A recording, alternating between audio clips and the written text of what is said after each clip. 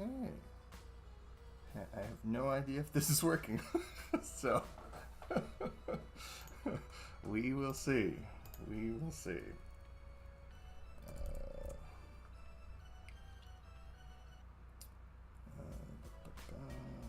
Oh, it does look like it's working. That's fun. Let me grab the link. Put this up on the Twitter for some reason.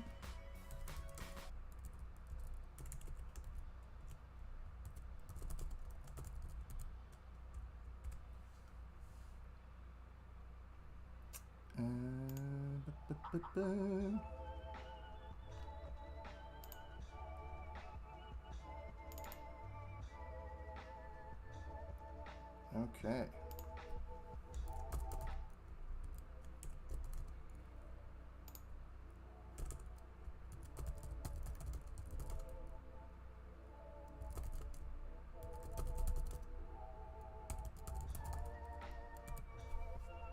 Alright.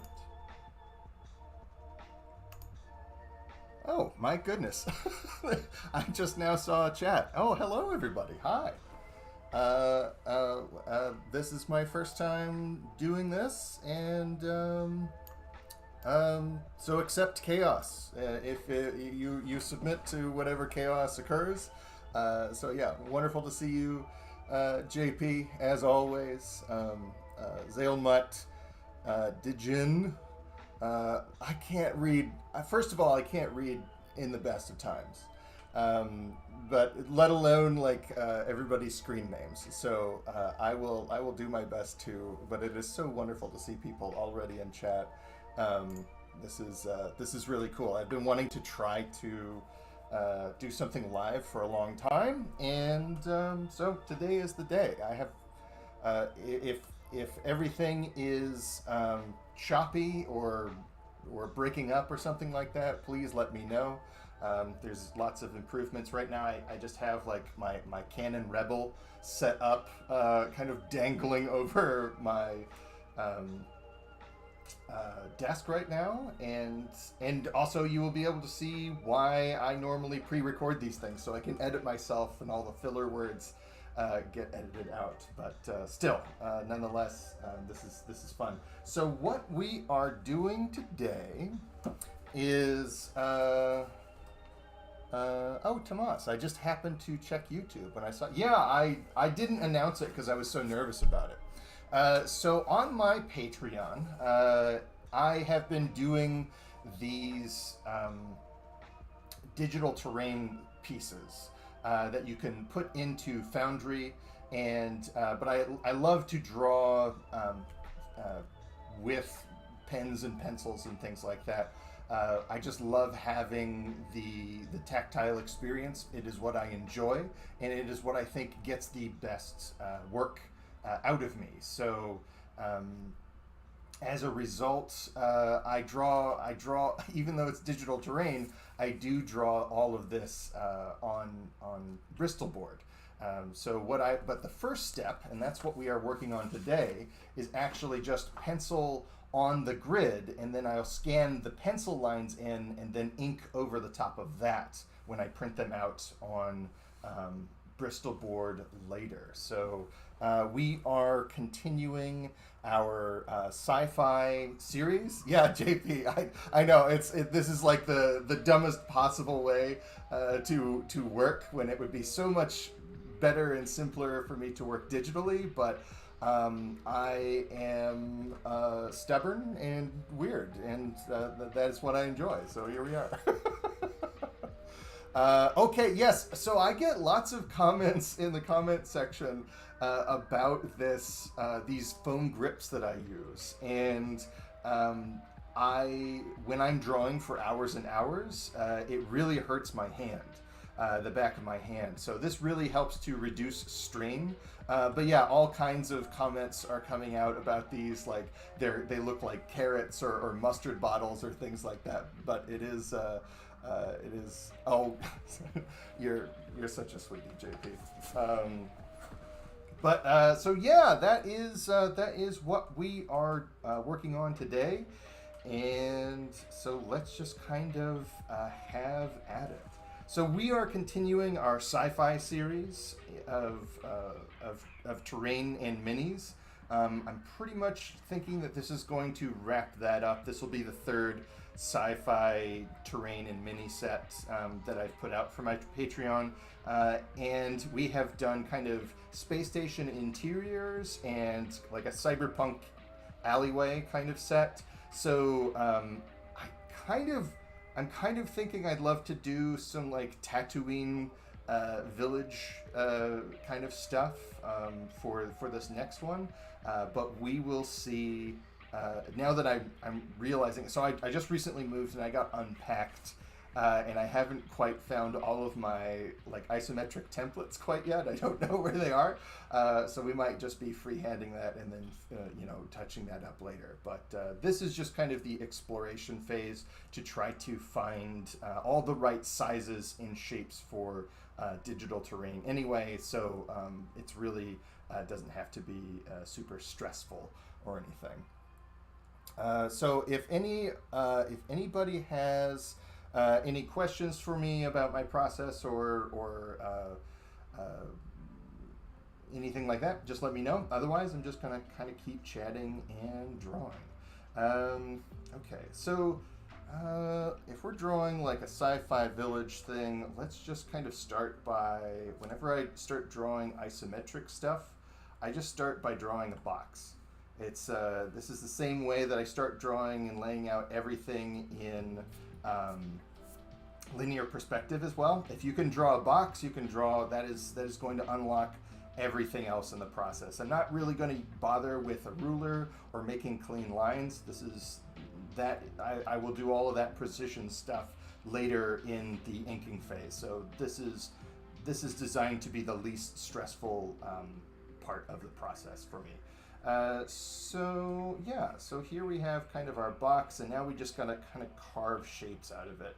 Generally speaking, when making digital terrain, you don't want to make a bunch of little fiddly bits. You want kind of big, chunky chunks.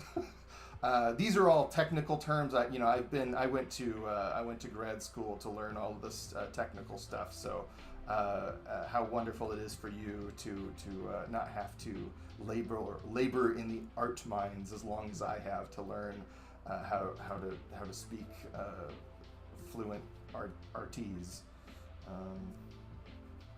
So yeah, I'm just going to kind of start by kind of getting these big, like weird pipes and pumps coming every which way.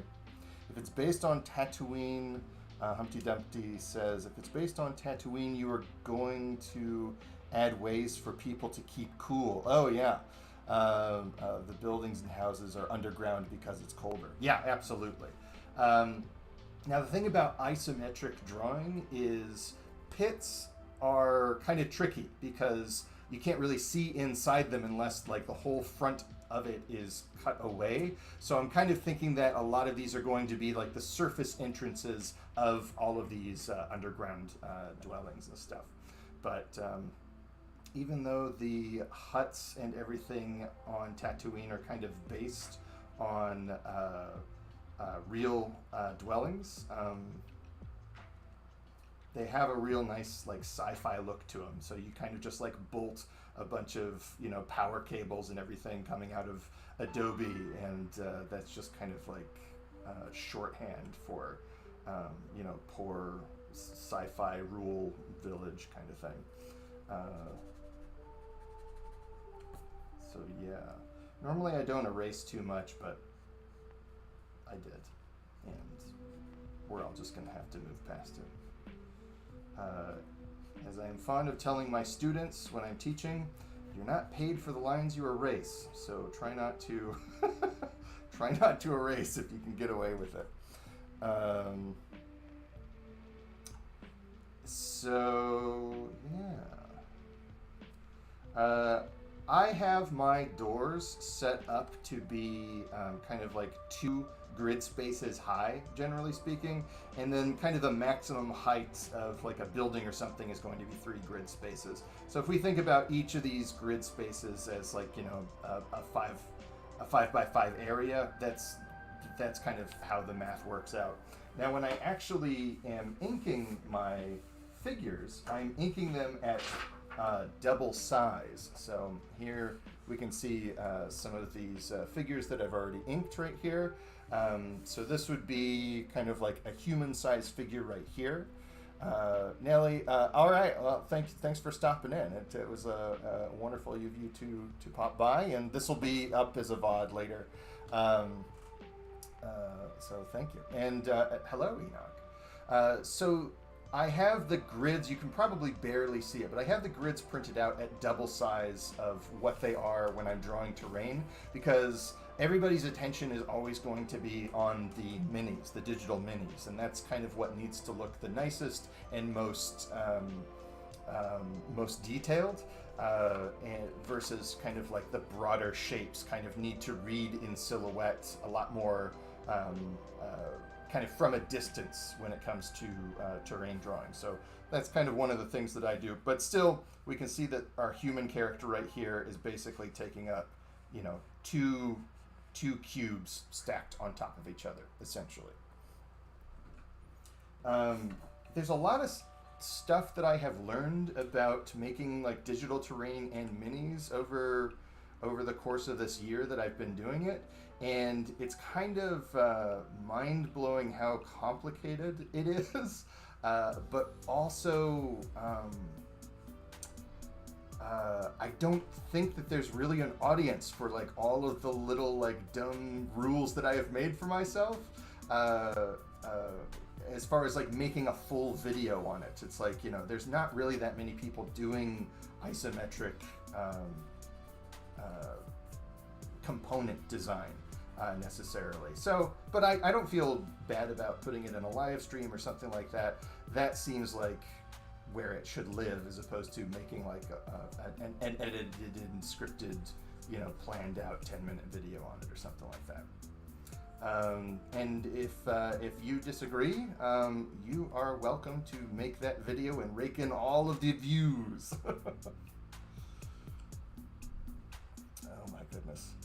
JP is seen behind the curtain, and he's not liking it. He's not liking what he sees. No, he's JP. I can't imagine you. This is a position where you know who I am, but you don't know and follow and watch all of JP's videos. But JP was kind of like doing this before I was. Except I didn't know it until I started doing it, and he started commenting on my videos, and he has been such a wonderful, supportive friend, and just an amazing artistic talent. And yeah, I frequently find myself asking, what would JP be doing? And when I have the guts, I ask him directly, what would you do if you were me? So something. Okay, so Enoch is asking, Matt Crow, because of you, I now carry a little crappy sketchbook. Yes! Oh, hello, Jason. Wonderful to see you. Howdy, howdy. Yes, crappy sketchbooks are that is what makes life worth living. Just having a bunch of little crappy sketchbooks. I actually made this new crappy sketchbook. It's a traveler's notebook. This is laser engraved. My friend One Sleepy Beetle on Twitter from Indianapolis laser engraved this, and this is actually a misprint, and the real ones came out looking absolutely wonderful, so I can't wait to see those. But you got this elastic strap kind of coming out of this one piece of leather right here, and then you can kind of just like strap in whatever you want. So right now I have like a couple of zines and a printout of the map that I drew for Perplexing Ruins game Fallen that came out for Zine Quests recently. It started shipping. But yeah, you could also just put whatever kind of notebook paper you wanted in here and strap it in, and it's all ready to go. And when you use up all those pages, you just pop in some more. So I'm really looking forward to getting this crappy sketchbook just filled with all kinds of crappy stuff. That'll be a real joy.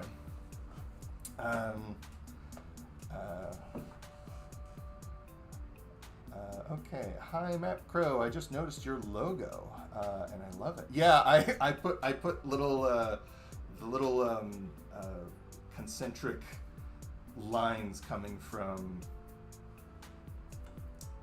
the crow that sits on my shoulder. It's funny because like for the longest time I did not want to use my face at all associated with this, just because I just didn't want to.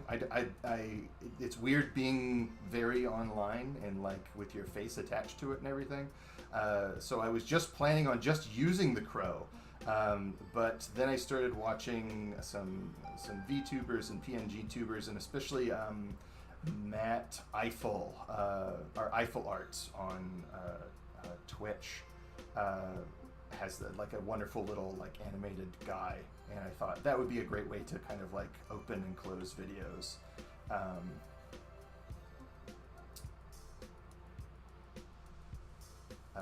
It just adds a little bit of a focal point, and just like a little bit of that personality, without kind of like it being dominated by a face cam looking at all of my, eczema riddled cheeks.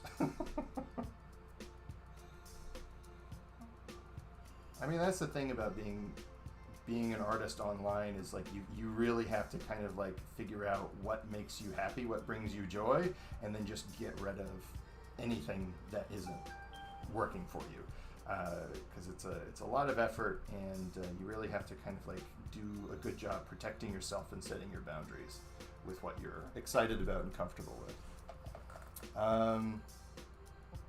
Abyss Warden, I certainly hope so.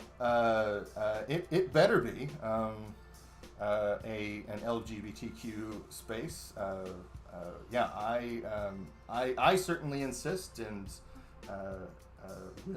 will enforce that if need be. I can't imagine an art educator, a collegiate art educator, not being supportive and enthusiastic about LGBT individuals. I don't know.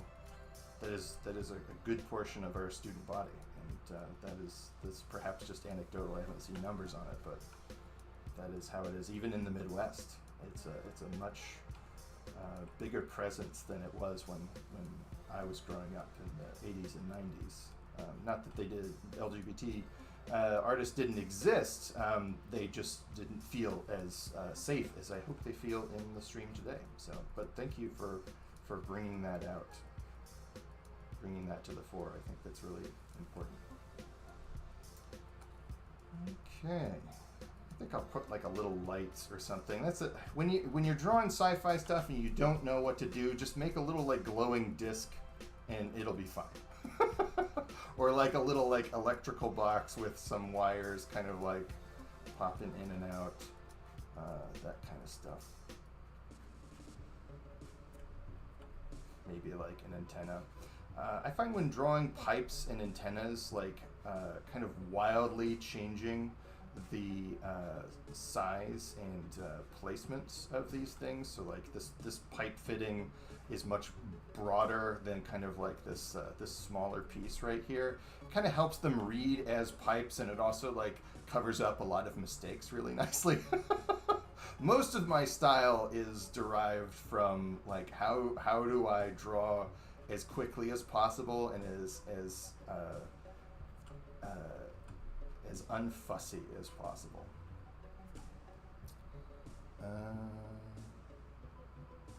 John Kelly's asking if I'm still in Indianapolis. I have actually just moved to Columbus, Ohio.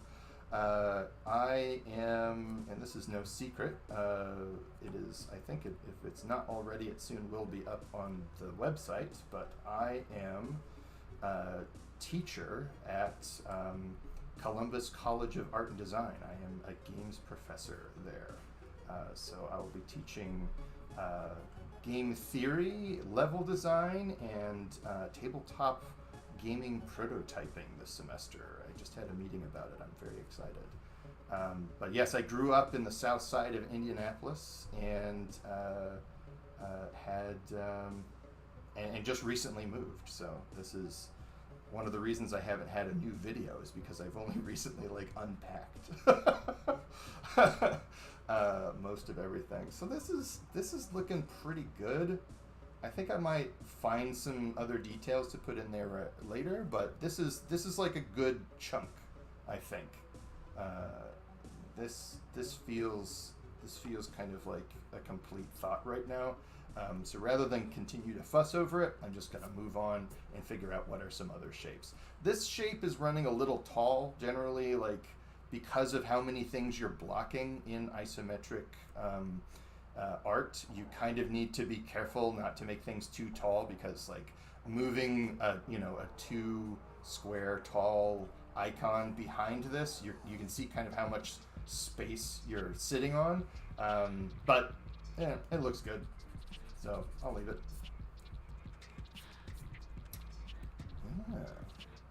Yeah, I'm really excited. Have you played any sci-fi systems I would recommend? Yes. So I would absolutely recommend Mothership, and also just running whatever sci-fi thing you want to in a system called Caltrop Core by, I think it's Titanomancer.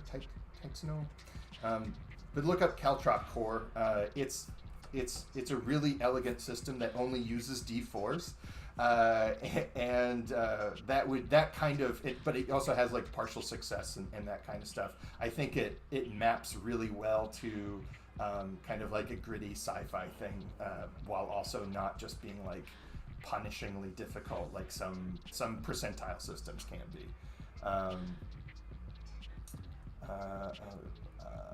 Let's see here. Reminds me of Star Wars. Yes, that is the idea. This is Star Wars, very much Star Wars with the serial numbers filed off. It's like, why the point of kind of doing a lot of illustration is not to invent brand new things, but it is to kind of put just like a 10%, 15% shift on it, to kind of make it something that looks new enough, but is still kind of conversant with like an existing thing that people can get excited about. Because if I'm drawing like something that nobody has ever seen before, it won't make any sense. So you want to kind of depart from a level of familiarity. And also, a lot of sci-fi games are probably based on something close to Star Trek or Star Wars or Alien. So having something that kind of fits in that, if you are running a Star Wars game, is kind of something that I'm trying to support with these components I'm designing.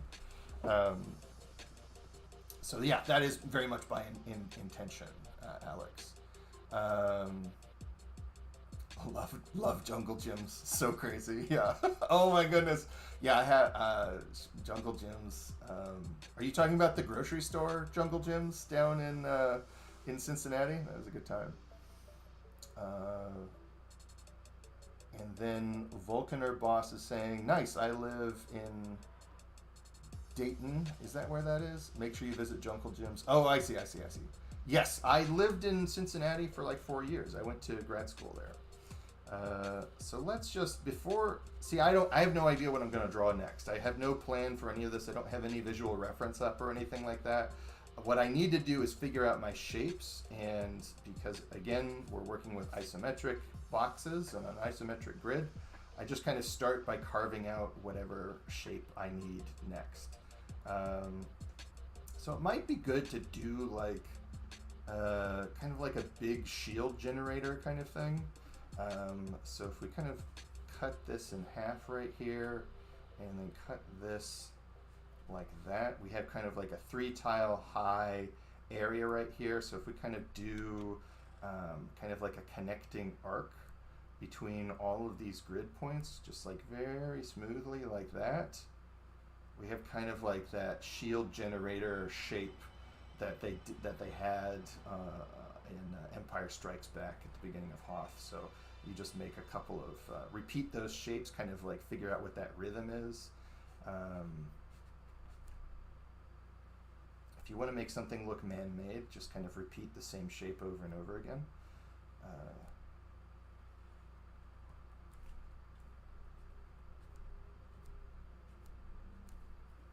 All right, so this actually needs to stretch out a little bit more further beyond right here. Which that's going to drive somebody nuts. I'm not going to do that. Because it's not going to line up precisely on the grid when you bring this into like Foundry or something like that. So getting things to match up in Foundry was like hours and hours of work to figure out how to do. It was one of the more frustrating things about this, and because to me, like, I didn't even realize how hard it was.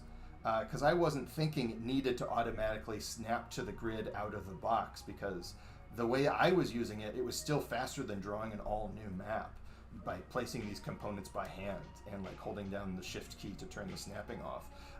But then I have customers, right? It's a commercial product, essentially. So you have to kind of meet the use case of what the market perceives it to be, or just stop supporting it and move on to something that kind of fits your workflow a little bit better.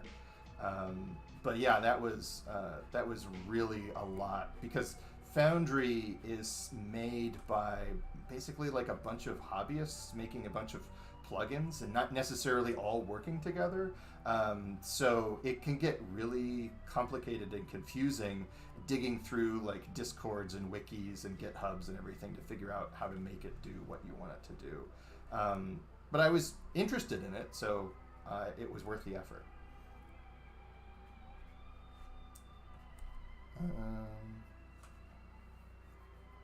What's the next video I'm working on? It is almost certainly going to be building better kobolds.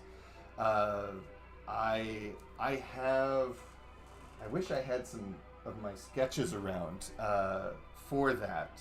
But again, like, I find myself like, excuse me, the Building Better series has kind of like very quickly turned into like me reinventing enemies from Elden Ring and then figuring out how to make them a little bit less like Elden Ring. Not because I'm trying to copy them, but it's like they have a same kind of dark fantasy aesthetic as I do. Ooh, you know, we could connect these if we put them one after another. If I draw like a big kind of like connection point right here, and I'll figure out how to like add that. I'll figure out how to line that up more specifically in the inking phase. But you know, this looks fine on its own. But then if you wanted to add like a whole chain of these things, of these big machine parts, it would be really easy to do so if you just kind of like make these connector points. That's fun.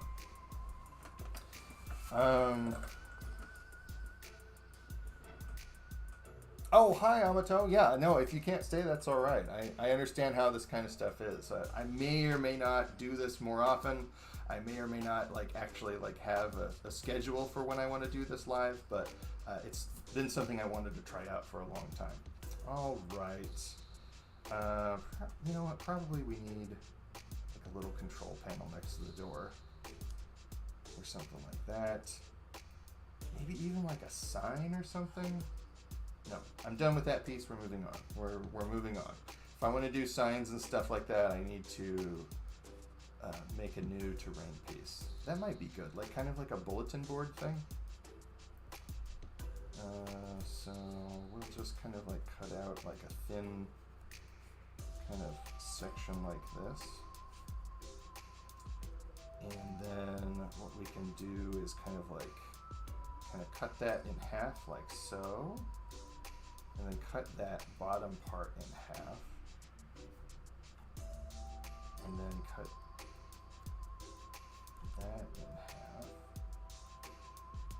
So we'll have kind of like this awning that kind of like covers up this bulletin board shape like that. Yeah, and then we can put like all kinds of like, you know, we'll just do paper. I think that's kind of fun to like.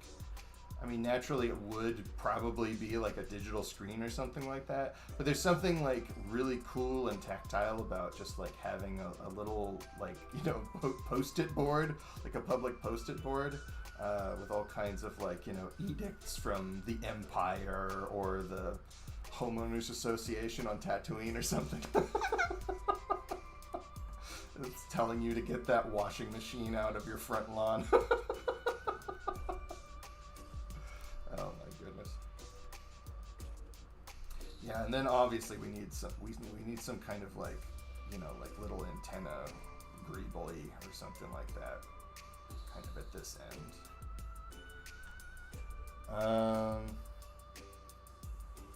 Thank you. Yeah, no, I've been listening to Vaporwave for a long time, and it seems to be kind of like accepted to play on live streams without getting like copyright strikes and stuff.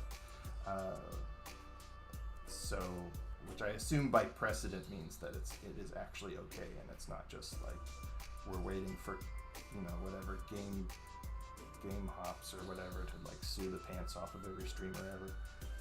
That would be a bummer. It's so difficult because I would love to play like all kinds of music, but you also want to make sure that artists do their work just like I want to be. So yeah, that's pretty nice. This is good because it's thin, so it doesn't really block line of sight one way, but it does block it the other way. But you could also flip it and turn it and kind of make a little like corner, or kind of scoot this next to this, and they kind of interact nicely. I like this. This is working out.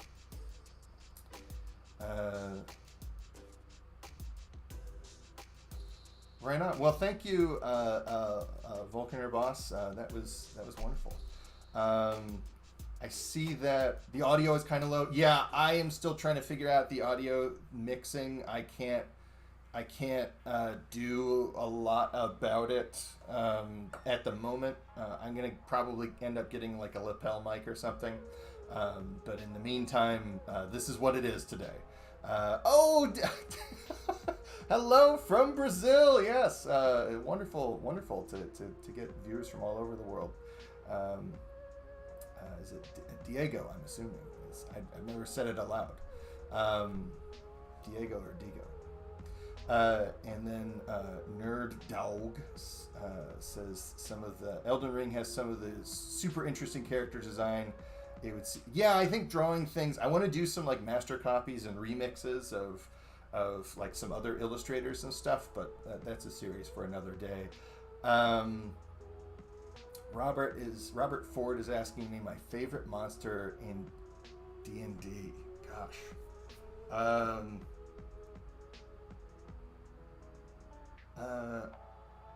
That's a great question. I think it's. I'm gonna have to chew on that.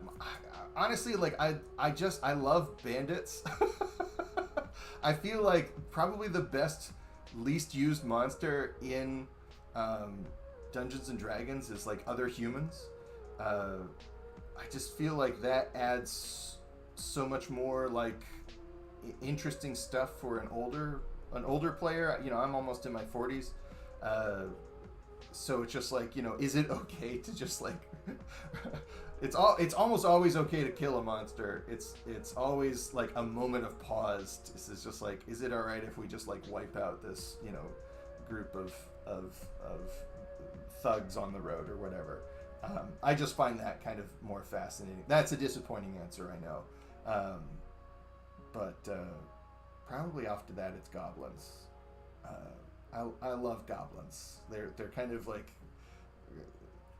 great little jerks, and I think if you play them for laughs, it gets really it really opens up. Kind of like goblins really, how you run goblins really sets the tone of your game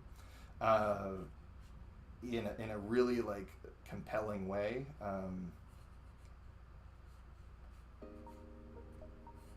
So you got to be careful, because if you have kind of like comedy goblins that kind of like go on these, impossible missions where they all get wiped out. That is the kind of game you're playing.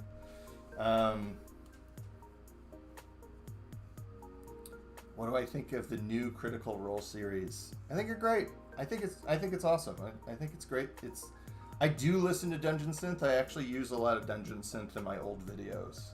I love Kobold, the Dungeon Synth author or artist. I think it might just be a series. It's difficult to tell, but yeah, I have a bunch of Dungeon Synth on Bandcamp that I listen to. Oh my goodness, New Zealand! It's 4 a.m. My goodness, what in heaven's name are you doing up this late? I hope you are able to find rest in your life in some way if you're up now. I think Critical Role has been a fantastic addition to the hobby and has brought a lot of people in, and I found myself really disliking the characters in the animated series, and then I realized it was because they were just giving them room to grow. And I ended up really coming around on it. I'm glad that my students were telling me, no, it gets better, because I really need like somebody to root for, somebody I think is like an all right person in the fiction that I enjoy, somebody bordering on pure-hearted. And yeah, the first couple of episodes, it was just like, no, they're all kind of like, selfish jerks and everything. And but they came around. Yeah, so I think it turned out to be a really wonderful, fantastic thing. And I'm always a fan of kind of more of that fantasy animated nonsense in my life. When I was growing up, we didn't have a lot. So the fact that we have so many options now is pretty great. We can actually be somewhat choosy about it now. I love that. Okay, let's see here. Elden Ring, it's wonderful. Gotta go. All right, well, thank you for stopping in, Alex. I'm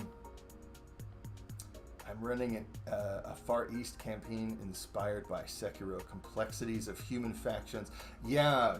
I think that's another thing you can kind of add, because the starting point for human factions is kind of like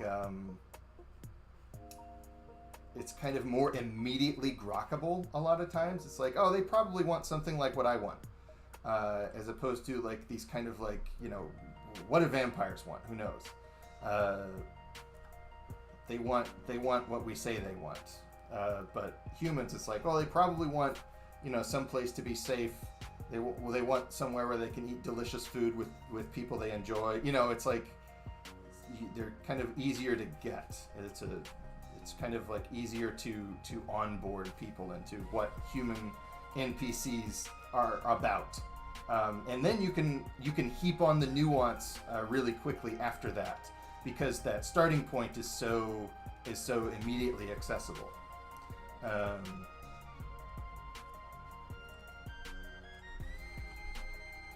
So yeah, I think that's a good way to do it. I actually think. Hi, just joined the stream now. What is the theme for these sketches? So I am working on sketching for these sci-fi digital terrain components for my asset packs that I've been releasing for my patrons on Patreon and itch.io. So I'm kind of working on these kind of like, Tatooine hut looking things right now, and these are all being done in isometric. Later on, I will ink them, and they will look like this. But for now, we're just kind of working on the pencils and figuring out the shapes. Finally got to play some in-person D&D. Heck yeah! Gosh, I missed that. I'm planning this. Okay, what is up with the foam tube on the pencil? Yeah, Lucas. I think I recognized that name from Twitter. But yeah, this is just, it helps with hand string. Yeah, that's what it's about. Yeah, and I find it doesn't actually.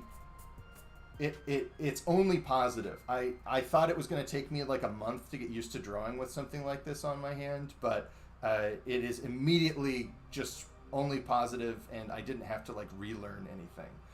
So that has been really marvelous. So if you're drawing for hours and hours, this really helps to reduce that hand strain. Why no super chats? This is my first time doing this. The DM. I have no idea how to do that, and I kind of am still figuring this out. And I also I don't know if I want to do super chats or not. This is not. I am a hobbyist really as a streamer and video guy. And I don't like the extra pressure of the exchange of monies for that kind of thing. I'm not used to it, so I'm worried that it would make me feel weird. Because I grew up in the Midwest, so as an artist, I I feel weird about taking up anyone's time and attention at all. So the idea of like adding extra money in that for interaction is kind of complicated for me emotionally, and yeah, I don't want to let anybody down. So that's why they're kind of not up, and also I didn't even think about trying to set that up for today because it's just like I didn't even know if I'm ever going to do this again. Still feeling this out. All right, I'm just noodling now on this one. I need to move on. Better done than perfect. So what's next? What's some other things I could do? I don't have any vehicles. Sci-fi vehicles are tough because they either look like too much like something else. I feel like I need some cars and trucks or something. But they're kind of tough to get exactly right. Yeah.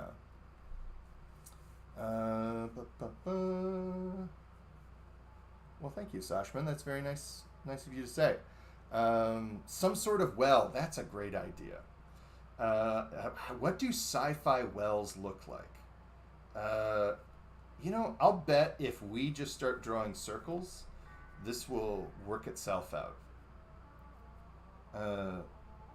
That's a good idea, JP. Always listen to JP. Always listen to JP. That is the number one rule. Yeah, okay, all right. So we'll get some kind of like thingamajig kind of like hanging over the top of it.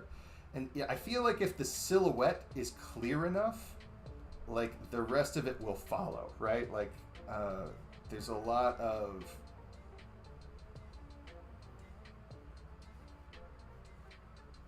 I don't need to worry about like how this would actually function and why anybody would use a well like this. It just kind of needs to be some interesting sci-fi bric-a-brac, and then we can figure it out. But probably, so this is quite tall for a well. So we probably need some kind of platform up to it, or a ladder, just like an improbable ladder. That's what we'll do.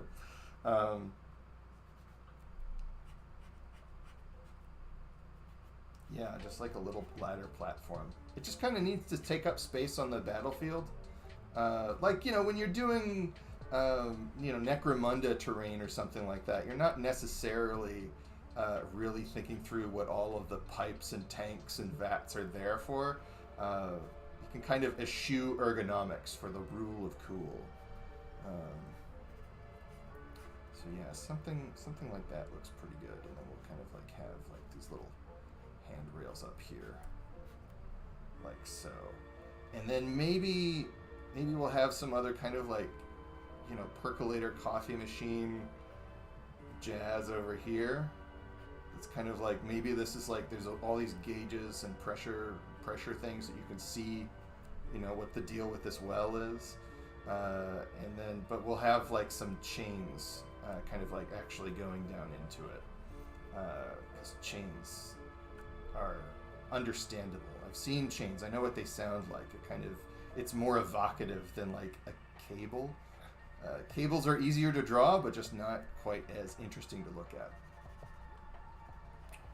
Yeah, that's pretty good. Yeah, this is very Tatooine inspired. Yeah, place to get to high ground. And we all know how important high ground is in Star Wars.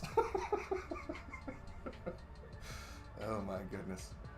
You have to have holes to dunk your enemies in. Yeah, knocking your enemies. I mean, that might be just just like open vats of chemicals and stuff might be a good thing to do. Kind of like steer a little Batman villain origin story with it. I think this is pretty good though, and yeah, we'll probably have like another. Again, you don't know what to put somewhere, just make a big glowing sci-fi circle, and that will do it.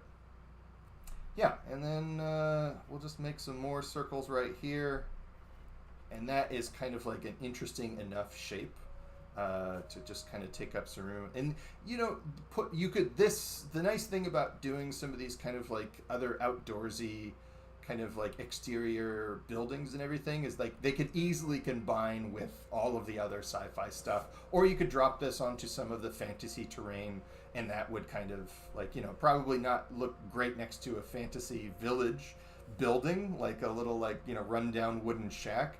But like on grass, this works just as well as it does on sand, or kind of like popping out of the middle of like a steel plate or something. Desert plants would be cool. Yeah, I like that idea. Probably some cacti.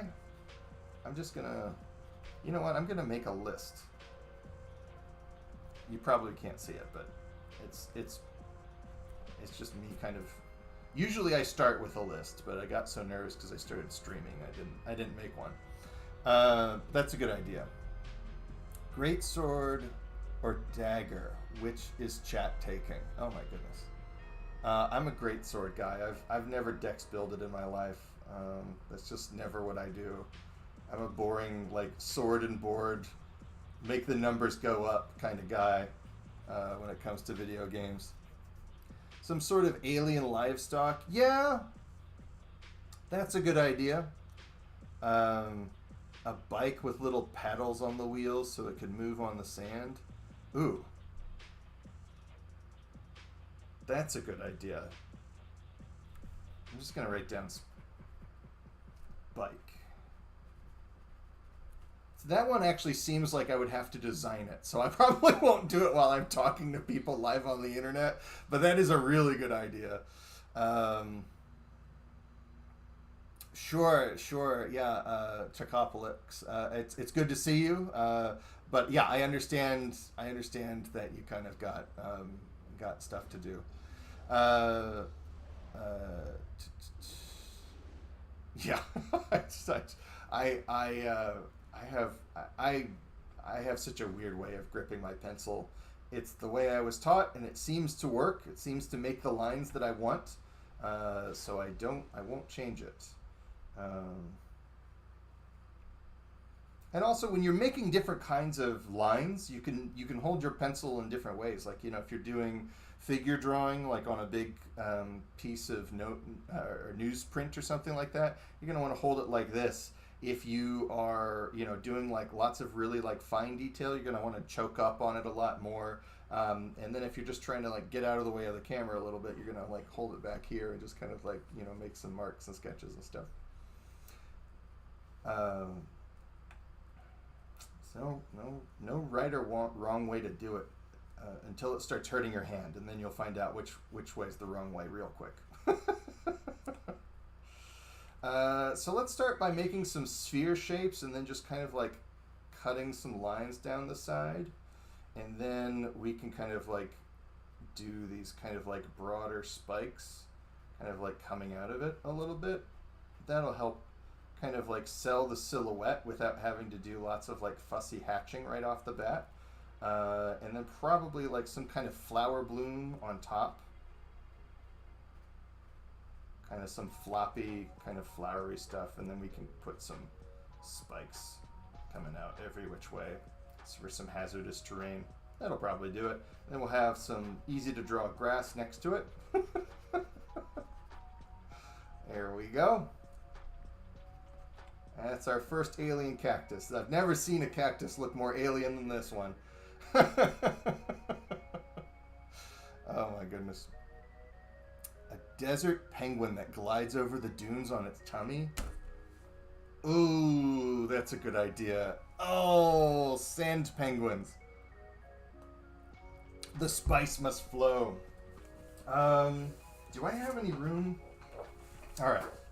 So these are my minis, and as I was explaining earlier in the stream, they're twice as large as what I draw the terrain at, because I want them to be more. But I do have like a little spot right here where I could do a space penguin mini because it's such a good idea. Let me get my blue pencil real quick. All right. I saw that Sarlacc pit idea. I like that.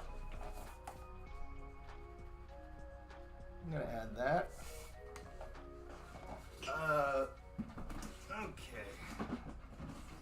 Where in heaven's name is my blue pencil? Here we go.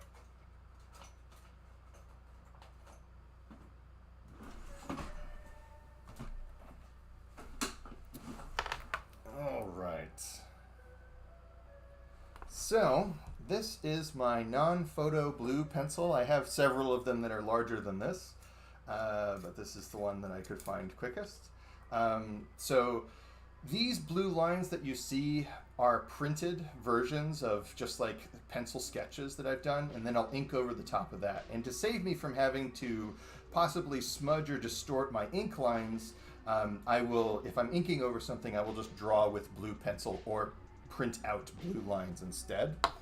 You can still order these if you just like go to Amazon and look up non-photo blue. Gosh, you know, there's a French sci-fi book called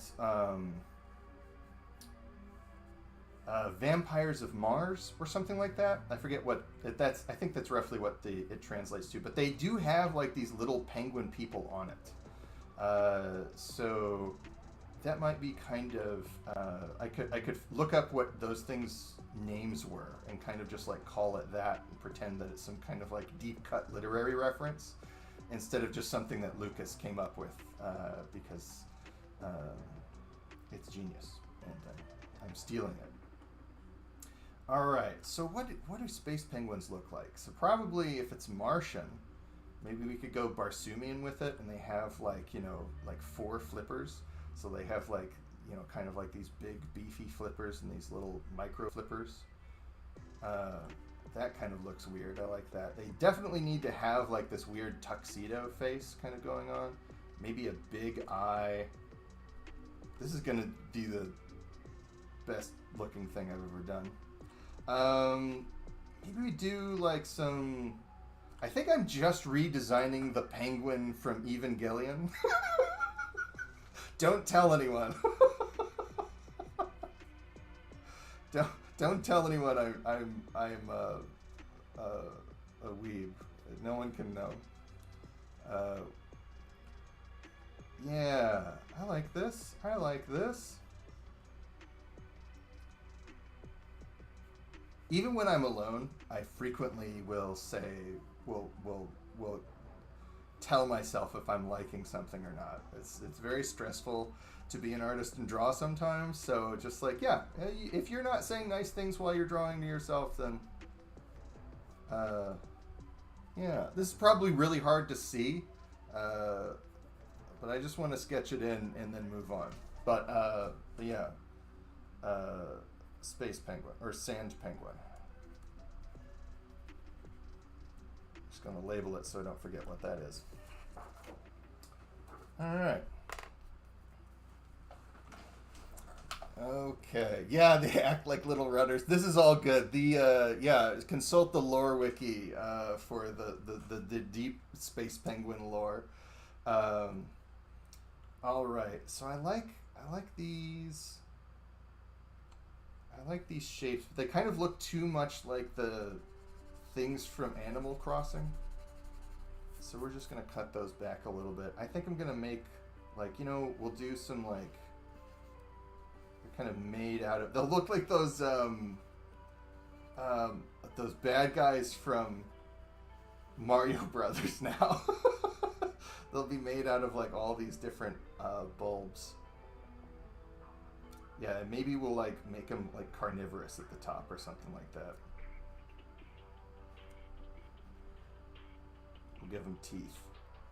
These are horrible, man-eating space cactus.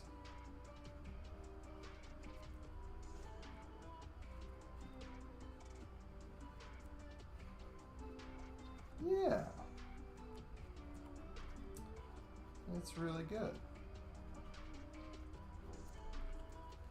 And then if we just kind of do some zigzags here and there, kind of make that pattern on them a little bit, that'll more or less be a placeholder for me to do some actually good drawing later. Just a reminder, it's like, oh yeah, do a good job later. They need like a weird like forked tongue or something coming out to let us know that these are mouths. Yeah. All right. That's good. Yes. Carnivorous cacti. What a nightmare. Yes. Yes. This is all good. Interlocking hoops. Ooh, that's interesting.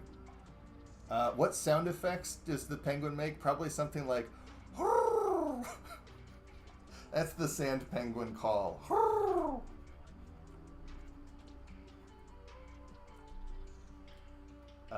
Mostly I play RPGs as an excuse to make horrible mouth sounds. So this is, you're really indulging me now. Okay. I'll add some shading and hatching towards the bottom just to make sure they kind of like connect a little bit. So I actually have, so I did some digital terrain for Turnip 28 that actually has like a bunch of like gross mouth pits already, but they're your human mouths, and what we need now is like a big sarlacc pit. So we'll just kind of put one right here. Probably we need some kind of like transition for that. So it's just kind of easier to tell what it is. So we'll have kind of like this big puffy kind of like fleshy exterior right here, and then we'll have probably just a couple of rows. Now with teeth, I have found that you actually like more is less when it comes to making things look monstrous. Because lots of teeth are kind of like more difficult to read as like individual components. And if you just like have a couple of big ones, they kind of looks like a little bit more like horrifying and snaggletooth. And then you really need to like push those blacks around, get those shadowed areas around the teeth to really have that high value transition of these bright triangles kind of poking out.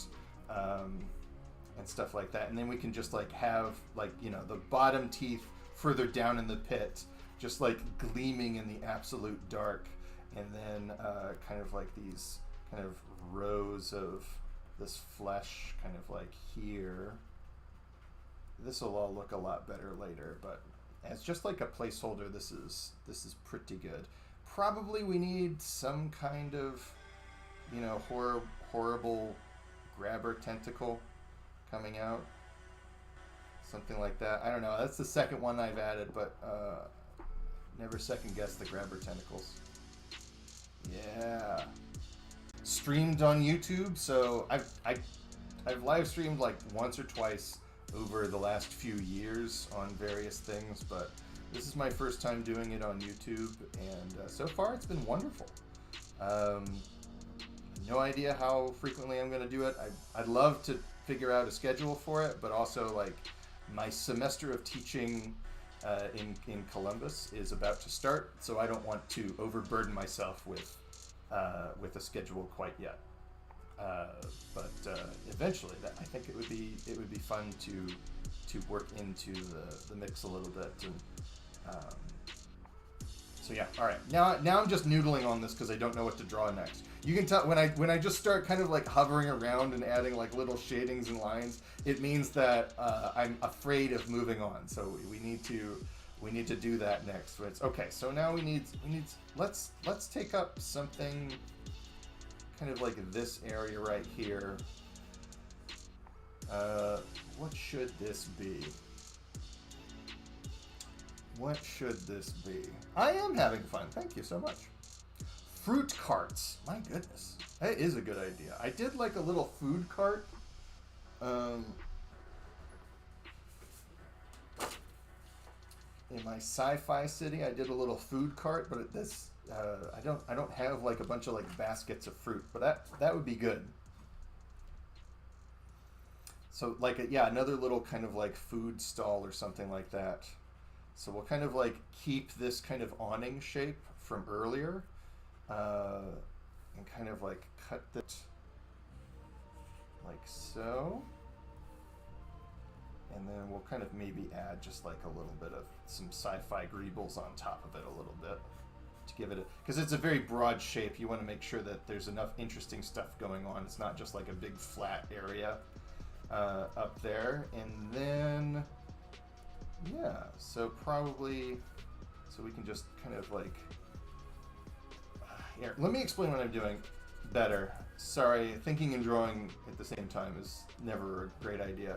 So if you want to take something isometric and kind of just tilt it, all you got to do is kind of pick some axis to keep straight. So in this case, I'm going to take the this axis right here and keep that straight. But then instead of following the grid on the other axis, I'm just going to bend that down like so. So we can kind of get this slant, and it'll still kind of look. Actually, I kind of like this big. We'll just keep this big barrel at the end here, and then you just kind of like pile up some things inside like so, and then maybe like a couple of smaller things up front like that. Yeah, that's pretty good. And then probably some more baskets behind that are going to be kind of like hidden and occluded underneath the thing here.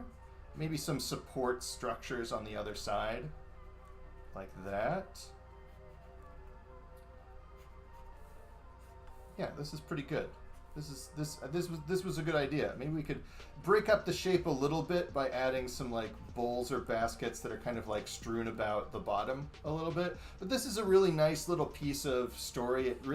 It's the fact that people are leaving out these weirdly shaped fruits. Kind of like it gives you the idea of like a farmer's market or something, and it says a lot about the area without necessarily like taking up a lot of attention. This is a really good idea. I'm glad Nerd Dog. I'm glad you said this. What about a train? A train, I think I would want a train to be like a whole set. I need to do like a model. I want to do like trains, like sci-fi trains, and like little ship interiors. I'd love to do like a set for Spelljammer or something like that. I think that would be really fun. The hot desert sun would be a great updraft. Also a sandstone statue. That's a good idea. That's a good idea. Just kind of like a public monument. Or maybe like a water pump. That could be just like a really small one. I don't want to do something that small. Tell you what let's do. Let's put like a little water pump faucet thing, and then let's just kind of surround it with tanks and buckets and stuff. And that way the footprint will be substantial enough to kind of like be something worth putting down on the map, as opposed to lots, you know, this one little piece that you'd have to click drag into place. And this, again, this would look great next to you know, the rest of kind of this stuff. It really kind of tells the story of sort of like a quaint little, almost like a western town or village or something like that. Yeah, I like that. And it gives you this idea that maybe before whatever sci-fi battle nonsense you're getting up to, people were just trying to go fill up at the pump with their water for their chores that day. This is a nice little bit of storytelling. With again is those evocative little details that do a lot of heavy lifting with familiarity, without necessarily taking, like, you don't need to study it to make sense of it. Is kind of the whole magic of what makes Star Wars work. Is like things look like how you think they would look, even though, you know, it's a completely different galaxy at a long time ago. It should be. It shouldn't be as recognizable as it is. But the fact is, it's not about being like plausible hard sci-fi. It's about being immediately recognizable, so you can move on with the important character drama. And that's what everybody cares about with Star Wars. So yeah, you know, we might have like a little. So we'll put some pressure gauges and everything next to this thing, and then we'll have like some public notices or something kind of pinned to the side of that pump. I like that. That's a good idea. Let's see. Updraft reference was an older comment about balloons and kites transportation. Ooh, that's really good. That's fascinating. I gotta think about that. Jonah, howdy. Yeah, wonderful to see you. Maybe one building which is clearly more expensive than the others. Yeah. Ooh, that's a good idea. That's a good idea. I'm kind of running out of room on this page, but I think maybe like, yeah. How do you make an expensive looking village? How do you make an expensive looking thing? Probably like windows. Like if you can afford air conditioning for windows, it looks nicer. That's the theory we're going with. So I'll just make a block like this.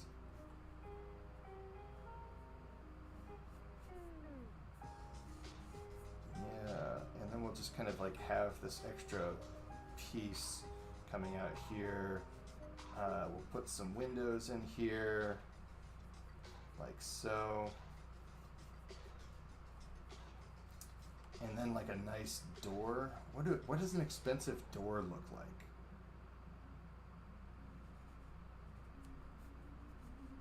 I don't know. There's a lot of decisions. There's a lot of design decisions about like how to figure out that dichotomy. I might just leave this for a little bit later, but I like this. I like this idea of like a really expensive looking place that kind of like would be distinctive from everything else. I think that's a good idea, but I don't know that my brain's in it. So we have cactus, bike. So we've already got the cacti. We've already got the sarlacc. Probably some more cacti would be a good idea. Because you don't want to just copy and paste this one over and over again. So we'll probably like do a couple more of these, and then maybe, yeah. Okay, that's what we'll do. Kind of give some variety, because you can like flip things horizontally to get like a little bit more mileage out of your terrain pieces and everything. But yeah, you still want. With plants, I find it's a good idea, or plants, ponds, that kind of stuff. You want a couple of different, like slightly different versions. So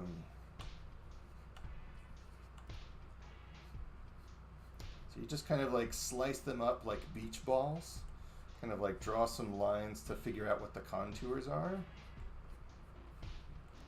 We'll draw that kind of like weird blossom thing on the top so we don't. Yeah, that's looking good. It's looking pretty good. And it'll be easy to ink too, which is nice. Cool. All right. Let's see. Let's make sure we're.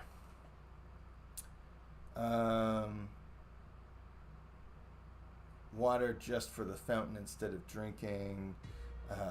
Maybe building with connected water transportation system. My goodness, you guys are getting, you guys are really thinking through this this world building stuff. It's like all of these details that would be there. Absolutely, but yeah, man, that is some complicated stuff you're coming up with. A little late to the party. What's the theme? We are drawing sci-fi terrain for my asset packs that I've been doing for Foundry. An alien riding a little tumbleweed. Ooh, I like tumbleweeds. That's a good idea.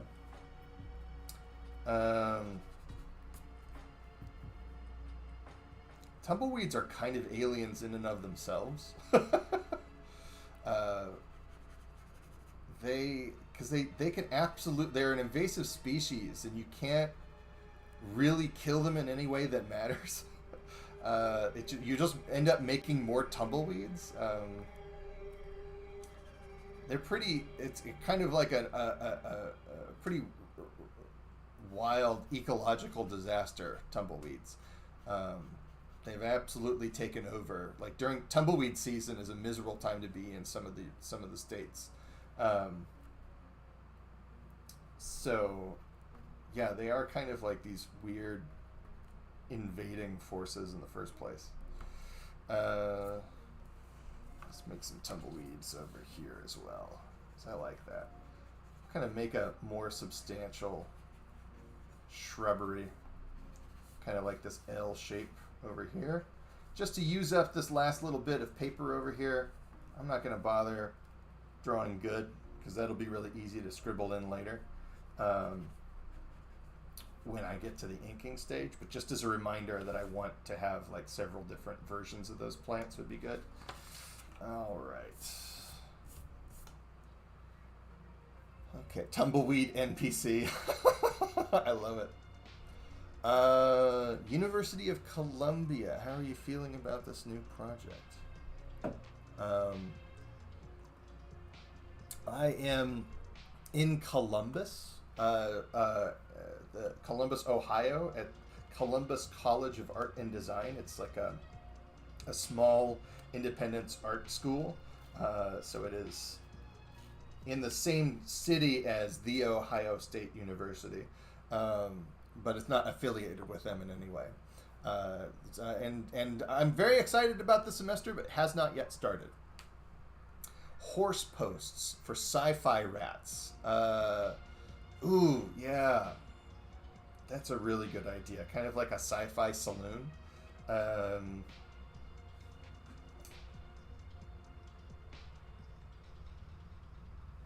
Yeah.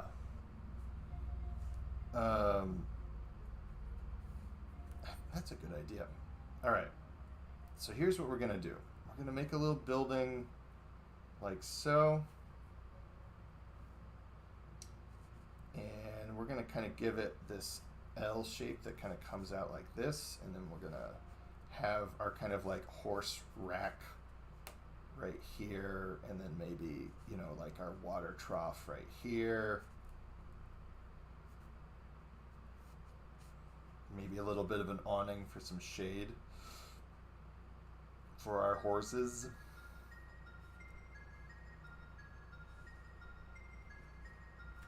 One, two, three. 1, 2, 3. That's okay. All right. That's good. And then we can have kind of like an archway for a door right here, and then put those like put those shutter doors in there. It might not look very sci-fi. I can figure it out later. I like the idea. I think if you're gonna do the horse rail thing, you got to do the shutter doors for the saloon. And then we probably need some kind of like signage or something like that. Some kind of like illegible asemic writing that's kind of like popping out of the side right here. We'll just make that kind of like glowing brightly. And then a little bit of an awning right there. And then here. What I've been doing for the tops of buildings on the previous set is kind of like this kind of like area, kind of like a gutter. So the idea, like these cities could be like up on top of each other. So I'll probably do something very similar to what I have right here for the top of this saloon as well. So like some vents, and then like just some place where like, you know, cruft and garbage and stuff can kind of... Not that you'd really need a drain pipe on the top of a ceiling in the desert, but, you know.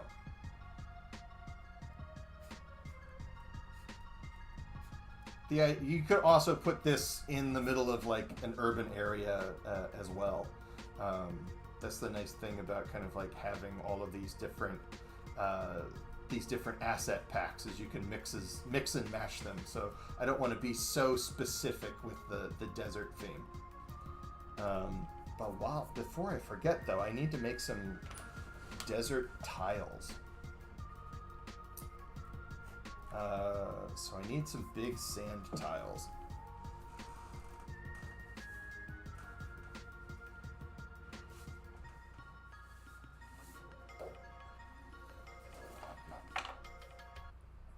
So when it comes to ground tiles, I've kind of standardized them in a 12 by 12, a 6 by 6, and then like a 2 by 6.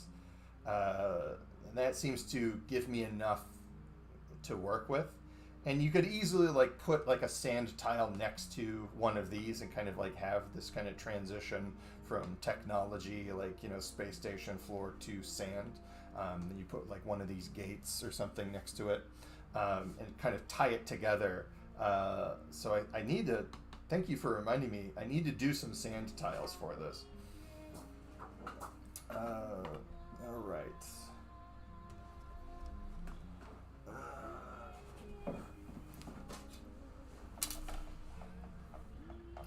I actually will use a straight edge to keep this stuff good, because counting out and making sure that everything is symmetrical and everything gets kind of complicated for me, because I'm a special. My brain is I have a very special brain that's very good at everything, especially counting. So 1, 2, 3, 4, 5, 6, 7, 8, 9, 10, 11, 12. See, this is already running into problems. It's probably going to have to run off the side here a little bit. So 1, 2, 3, 4, 5, 6, 7, 8, 9, 10, 12. 1, 2, 3, 4, 5, 6, 7, 8, 9, 10, 11, 12. Okay. 1, 2, 3, 4, 5, 6, 7, 8.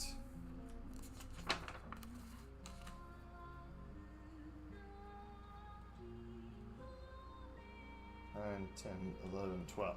Okay. This is when we have this handy dandy straight edge right here.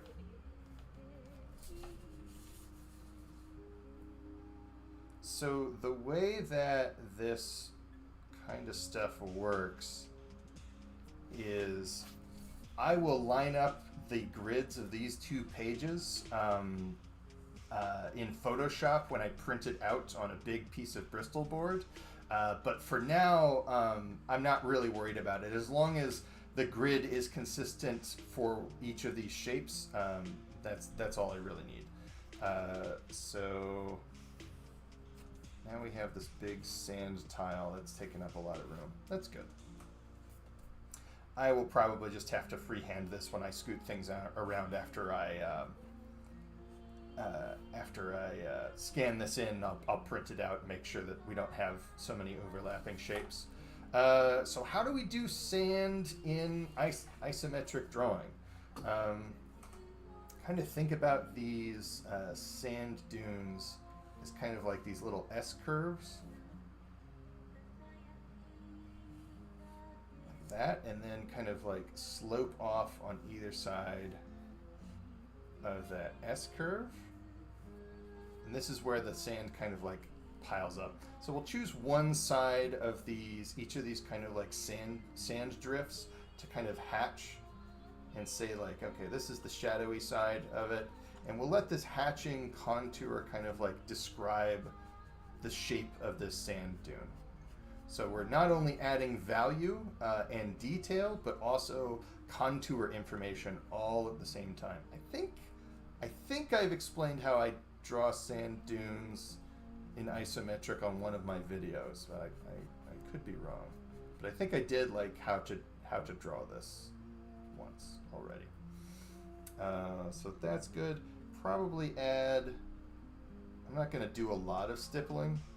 Kind of want sort of like more substantial, like rocks and everything to break it up a little bit. And this needs to basically look good when it is kind of copied and pasted and put next to each other over and over again. So I don't want to fill it with a lot of detail. This is just supposed to be the background.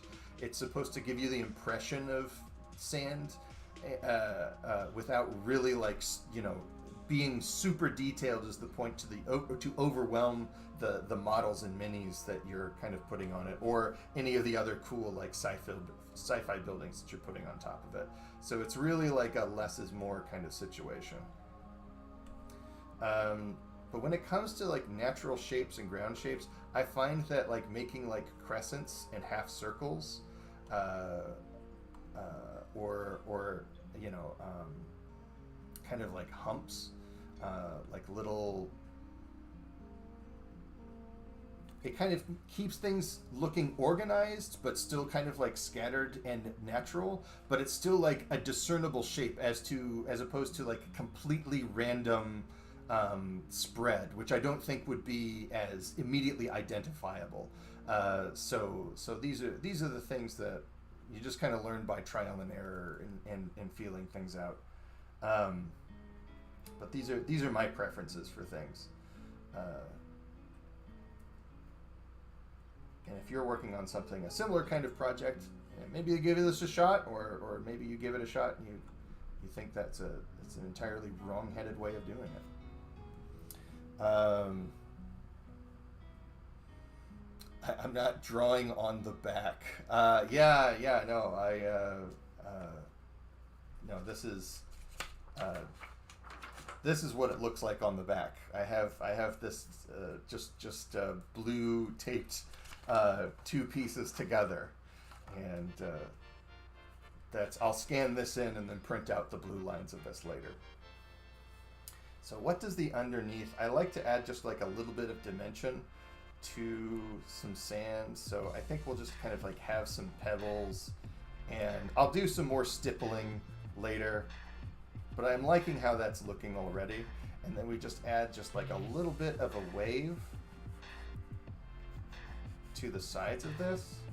It gives it just like that extra kiss of verisimilitude, but we still want to make sure that these corners line up, because when it's on a virtual tabletop, you want to make sure these corners line up as cleanly as possible, and it doesn't dip down too far like that.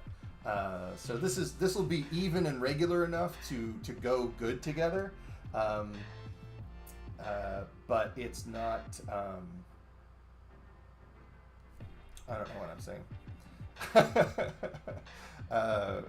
But it also doesn't look like it's like somebody cookie cutted something out. It still looks like an organic shape that kind of reads as being made out of a specific material. It's not like Minecraft or something that looks too mechanically precise. And again, I prefer that as an aesthetic choice, but also but also it's easier to draw things that are imprecise. So it really does a lot for me. Okay, so that's looking good. We might not even have room for a 6x6 on here anymore.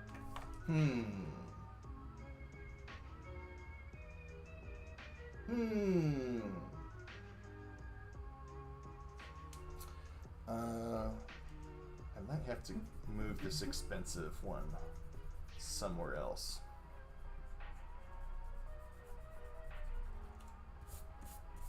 Okay. Solar and rain collection on the roof. I like that. Yeah, when it rains, it pours in the desert, right? Hi. Yeah, okay.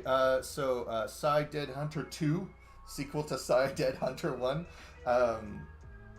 This is just a regular HB pencil, and I use a foam grip just to reduce hand strain, because when I'm drawing, I'm oftentimes drawing for several hours in a row, so it just really helps me to not ruin my hand.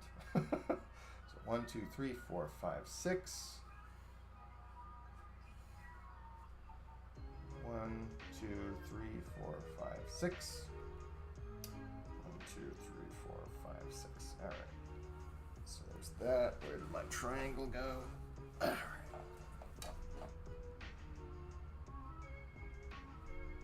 So because the grid doesn't line up on this second page right here, I'm actually going to just like put my pencil down here and make sure that grid lines up between that point and this point, and then just kind of continue that line like so. And then same thing right here.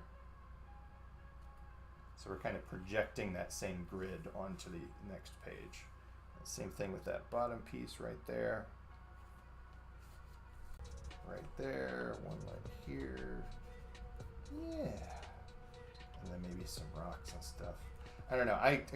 I'll just know when I'm inking. I'll ink this one first, get a feel for the textures that I want to do. I'm not going to waste time figuring out all the details, because it's a smaller space. It doesn't need to be as nicely planned over here. This way, if I wanted to add like an extra level of elevation, or like a smaller piece of sand kind of in the middle of some other things, I just have some options and variety to do with that, and then I can combine them with some other tiles later. So if I wanted to have, yeah, anyways, you get it.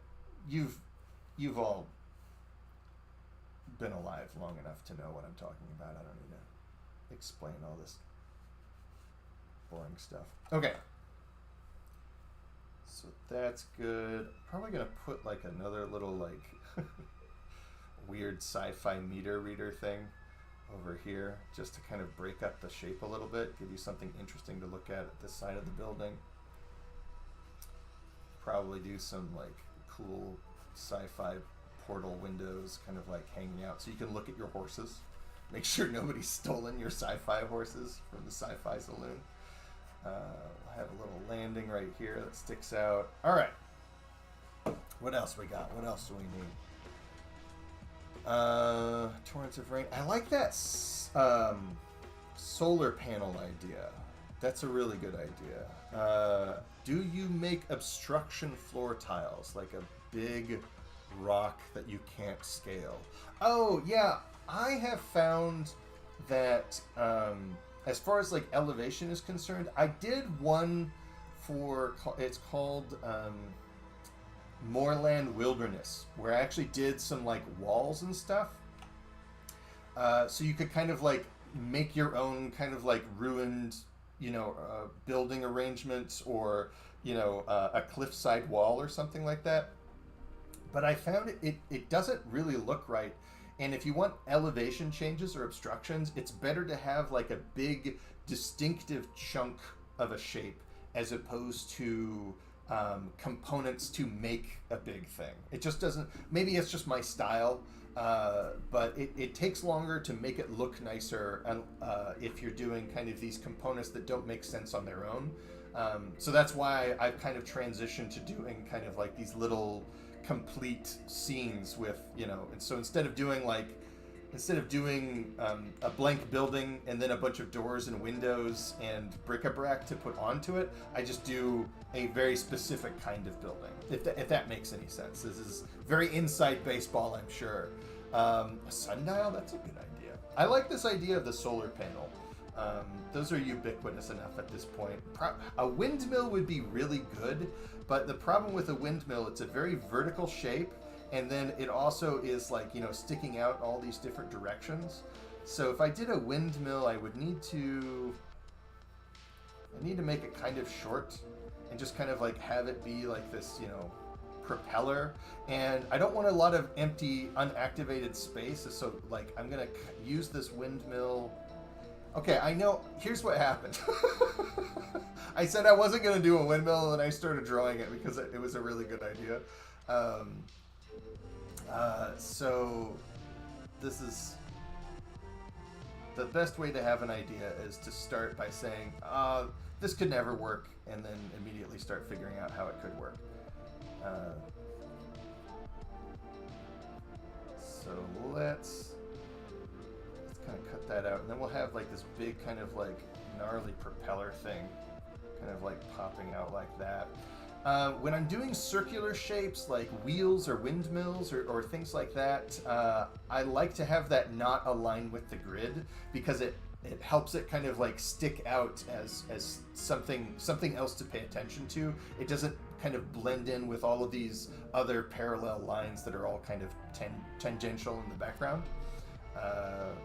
So yeah, all right. So we'll just using this spoke right here, we'll just draw to the same side of that spoke every time.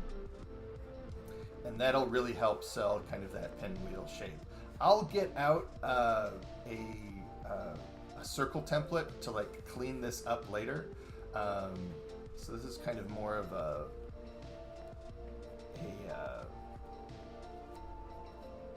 spot holder. That's not the word. Placeholder in the meantime. But yeah, and then we can have like, yeah, all that sci-fi bric-a-brac and pipes and everything kind of connecting out the back of it. It would be a bad windmill, I'm sure, but it sells you on the idea that windmills exist while also meeting the design constraints of the use case of these terrain pieces that I'm doing. And that's really important, is to make sure if you're working on anything, having specific design constraints will always keep you from like going nuts and just spinning your wheels, because you always know you can have a way of evaluating if an idea is good or not, versus if it's just like sketchbooking or pie in the sky without if you're just drawing to draw, then there are no bad decisions. But if you have a design constraint, a specific project that you know, this is not just sketching, this is for this, you know, digital terrain making, then that's going to help you make informed decisions about your process. Yeah, all right, that's good. Any lion dungeon crawl? What's this? A giant ant lion. Oh yeah, okay, yeah. There's a great ant lion villain monster that reoccurs in like a bunch of Final Fantasy games. I think the first one I saw the ant lion was Final Fantasy IV. I bought it for the Super Nintendo back in the day when it was still called Final Fantasy II. But yeah, oftentimes it's like this desert thing. It has like these big pincers. That's probably a good idea for this Sarlacc pit. Let's just see how it works. Let's just experiment. Let's just get nuts here. That's actually a lot better than that tongue. Glad you mentioned this. We'll probably leave all of these like disgusting fangs kind of coming out every which way. Just gonna draw some parallel lines to make sure that it's kind of like lining up, and then I'll use a circle template to kind of make sure that it looks like it's in proper perspective later as well. And then let's have like another set of like submandibles that are like down further in there. I like that. I'm glad you mentioned that. What was this? Looks like Cyber Dead 2 and the Electric Boogaloo. Very good idea. So I find, so again, it's kind of like with the Windmill. You don't want things that are super tall because it kind of takes space away from whatever's behind it. Now these spaces are less useful. So the idea of like solar panel kites is a really good idea, but it's not a great idea for digital terrain. It would be an excellent idea for like an actual tabletop. I think that would add so much movement and really activate the space. But for our purposes, I think we're just going to do a couple of kind of like, panels kind of hanging out next to each other right here. You can fit a couple in a row right there. And so you can see what we did. We just kind of like lined up this this top corner with the bottom corner that's just, down one and or down two and over one to keep that line kind of like consistent, and that'll be really easy to double check and measure when I'm in the inking phase. So now we just need some kind of like, cool sci-fi supports, maybe like a little circular pivot system so they can kind of like shift around and kind of match the direction of the sun. And we'll put kind of like this repeating kind of grid pattern on the inside of them as well. And then probably just use color holds to color the lines for these right here. So we'll kind of have this reflective silver surface. But I feel like those will read as solar panels. And when in doubt, if something's not looking sci-fi enough, just turn it into a hexagon. So like, just add some beveled corners, and that looks pretty good. I like this. Probably I'll add a base to this to make it look like a more kind of like complete shape, as opposed to like these three kind of disconnected things. And then of course we're gonna add like a little like meter reader sci-fi pipe thing next to it so people can check that out. That's a good idea. I'm really glad you mentioned that. I don't know who Arlo is. Are you talking about Arlo Guthrie? It's the only Arlo I know. If you have solar panels, then you should have some way to store the energy. Yeah, so I have like some like big kind of like sci-fi looking tanks and batteries and vats and everything on some of my other things. So I think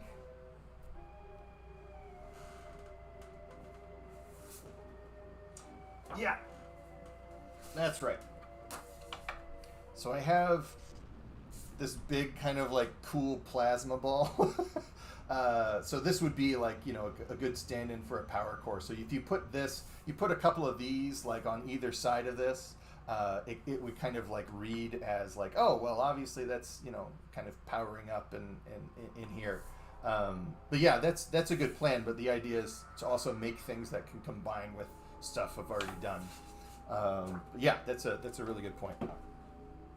Arlo, the video game reviewer, puppet guy. Oh, I never heard of him. That's because I'm out of touch. That's not a comment on anybody else's YouTube career. I'll check that out. And thank you for the compliment. That's wonderful.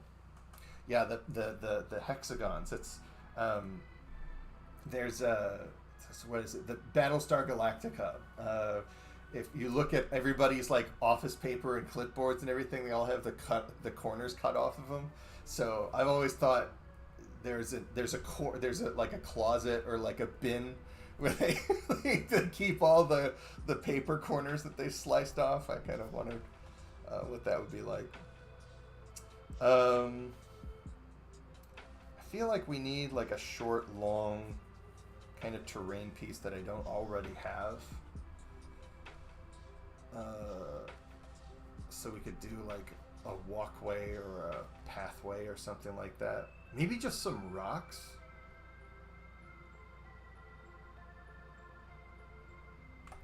Let's try it. See how it goes. 1, 2, 3, 4, 5, 6.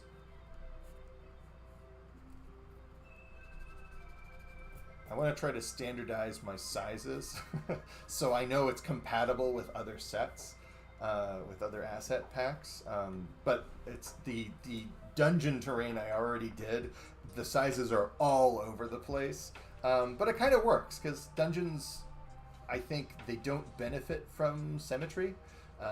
So you oftentimes want things to kind of look gross and cobbled together.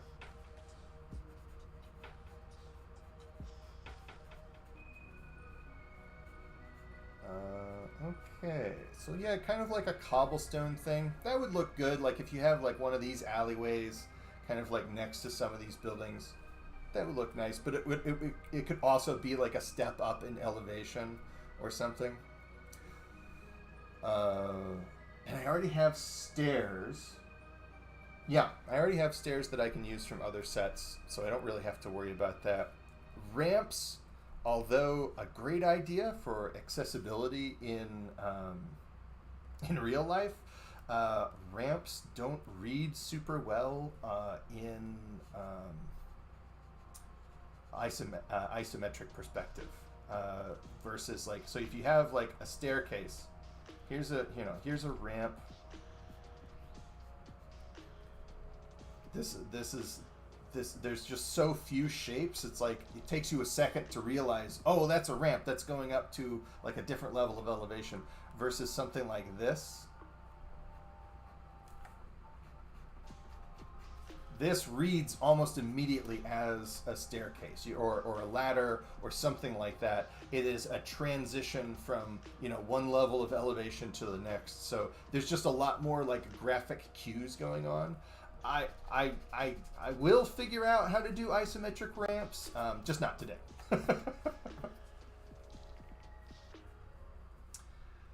Just not today.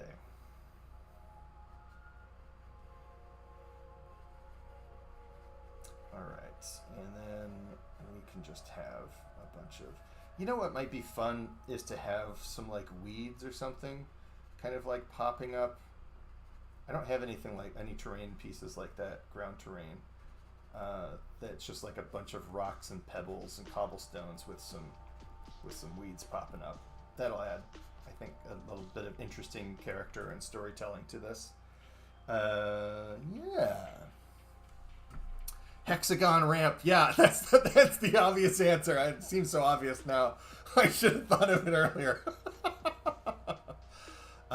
Do I ever think I will post videos of D&D campaigns? No. I don't think I will.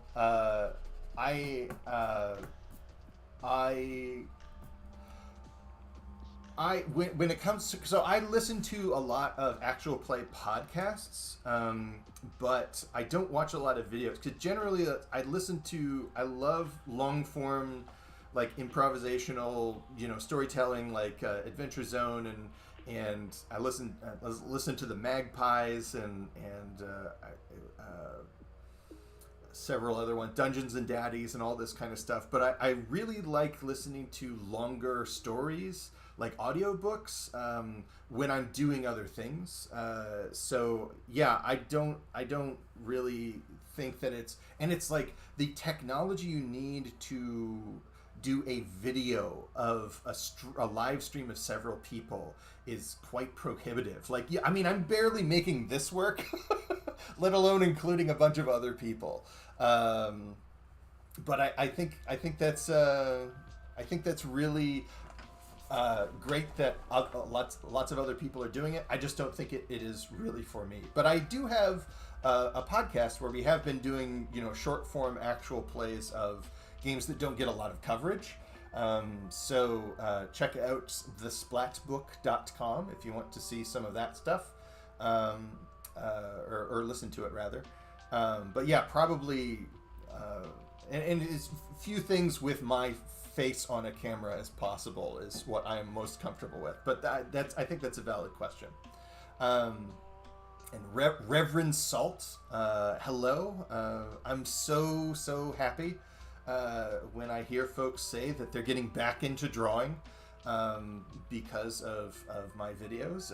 That is wonderful. Like I am also an art teacher at the collegiate level, so like making this stuff more accessible for people and helping them kind of get some fuel in the tank is a big reason why I do this. So growing up in the south side of Indianapolis, I could not find another illustrator to talk to. I could not. It wasn't until we started like getting, you know, the early, you know, 2000s internet up where we could have meet groups with other people that were my age that were trying to illustrate, but we didn't have like any professional illustrators to talk to.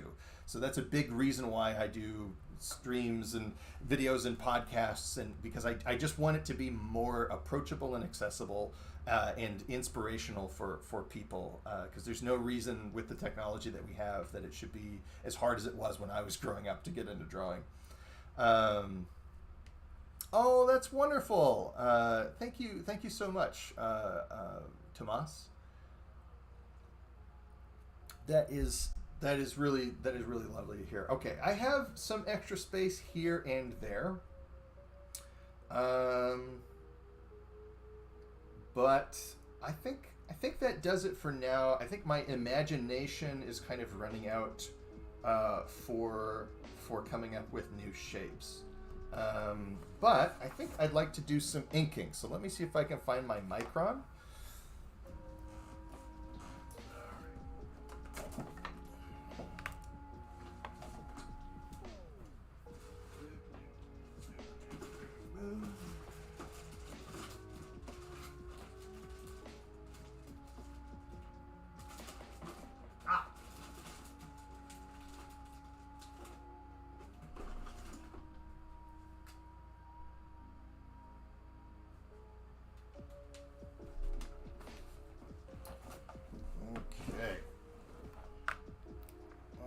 Okay.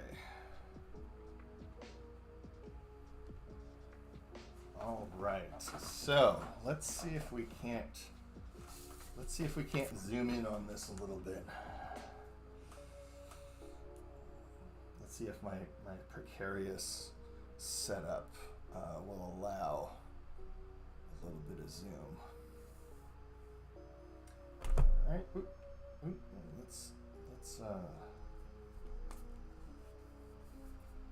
Let's draw this penguin thing. And let's focus.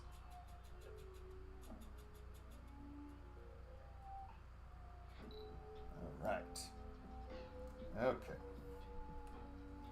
So let's start with the eyeball right here.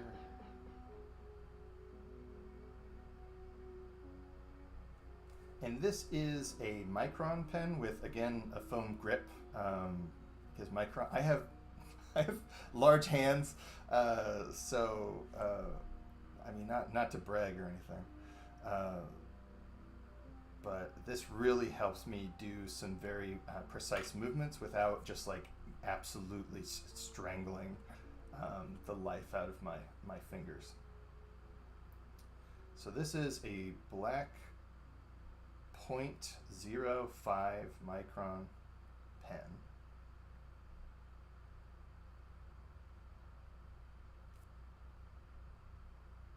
And it is what I use to ink everything. I love the line weight on this. Oh, we got some super chill music going right now too. This is great. I have to be careful not to speak too quietly though. But this part of the process is just like, it's so soothing and relaxing. You get on some chill tunes and you just like go for it, you know?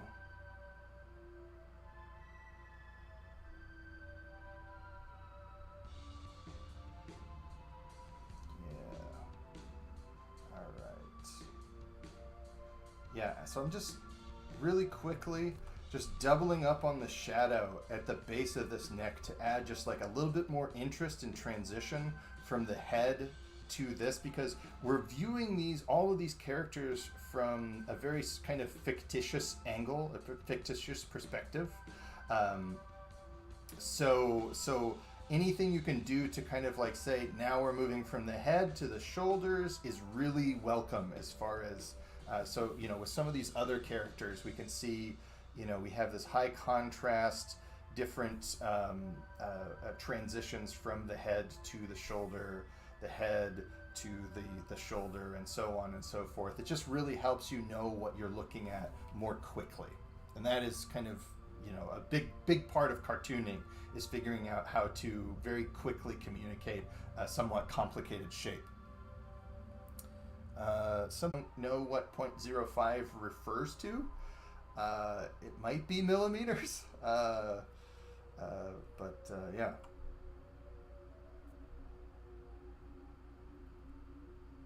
Does he look too tired if I just put a little bit more? Yeah, he looks like really, really bummed out now. I love it. I mean, those little bits of personality that kind of like happen in the accidents of the inking phase, that's the surprise. That's why I try not to pencil so tightly, is because I want to leave room for the drawing to happen, kind of some chance for spontaneity. This micron is getting a little long in the tooth.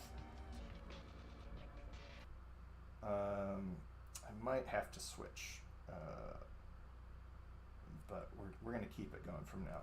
So I find oftentimes like the little armpit flap, just like just a little bit, is going to help clue you in that it just transitions from the arm, from the shoulder to the chest a little bit more obviously. So just like a little bit of a flab for the kind of like underarm area, I think does wonders. And then we're going to add these kind of like the second sub flipper right here. And then we're going to continue that rhythm. We're going to continue to rhyme that shape and kind of add these kind of like finger pieces to these flippers. It'll let everybody know that this sand penguin is not of our world.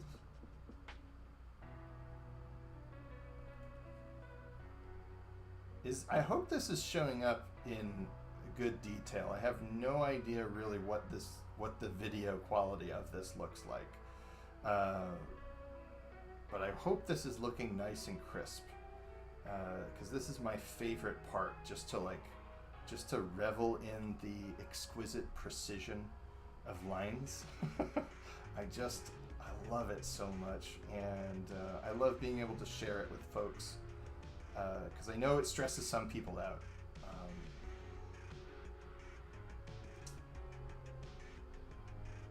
I don't love all of that, but I can figure it out later.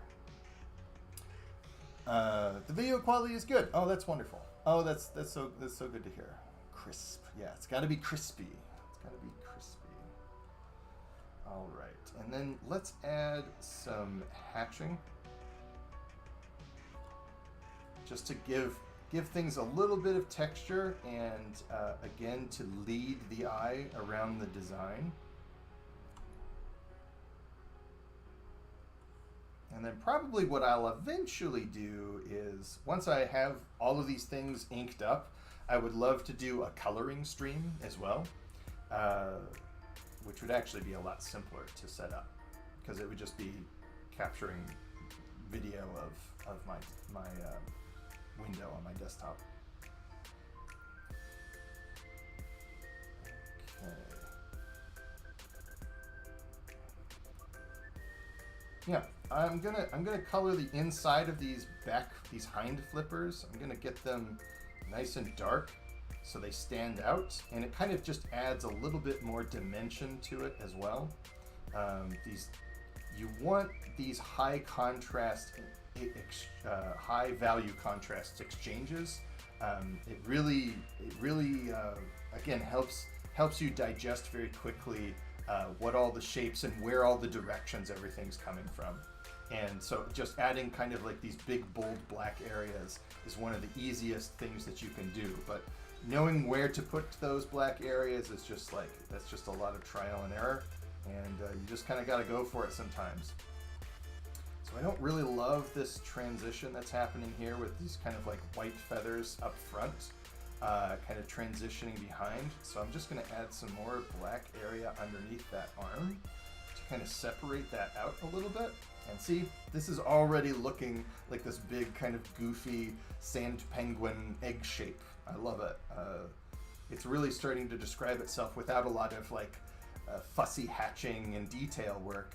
It just by knowing where to put your blacks, it really helps explain your shape, demonstrate your shape. I don't know a better way to put it. That's the thing. I teach art school. I did not go to art school, so there's a lot of really great words for things that I do not have. I'm a self-taught little weirdo, and I love it. I went to a grad school for art, but I did not go to art school for undergrad.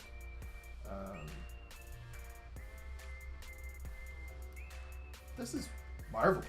I'm so, Lucas, I'm so glad you said sand penguin. What a fun little surprise from the stream, just to be able to respond to. I love this. All right, so now we need to do some kind of like claws. We'll give him kind of like these big, kind of like bold toes, because we don't want. I like these tiny little feathers, these delicate feathers, and these delicate little claws at the ends of his toes, these little talons. But I want his toes to be real big, kind of match some of the bolder shapes. Kind of helps draw focus, I think.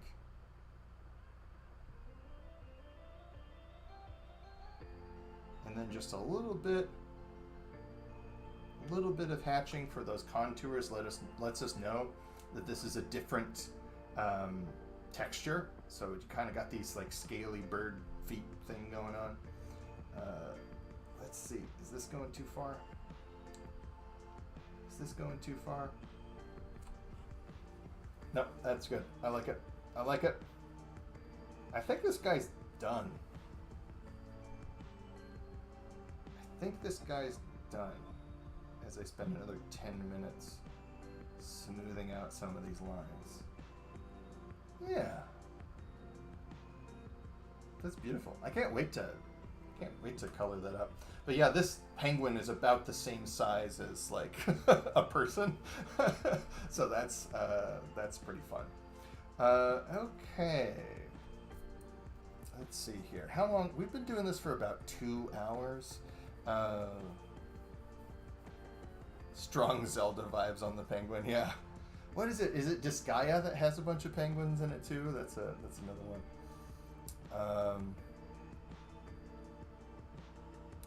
Well, you don't know yet, but these things run fast. Yeah. You don't know these penguins. That's why they got the big feet. You know what they say about penguins with big feet? They run fast. Do you think sand penguins would be hunted for their fur? I mean, I imagine space weirdos are gonna hunt just about anything for any reason. Yeah, I would assume it's for glands. They like have like a special like oil gland or something like that. That's what I think. They make like space penguin candle wax or something. That's my depressing truth. All right, so I'm gonna switch microns because this one is dying. I pressed down really hard with my giant manly hands, and it ruins microns really quickly. So I have to switch them out more frequently than I admit. And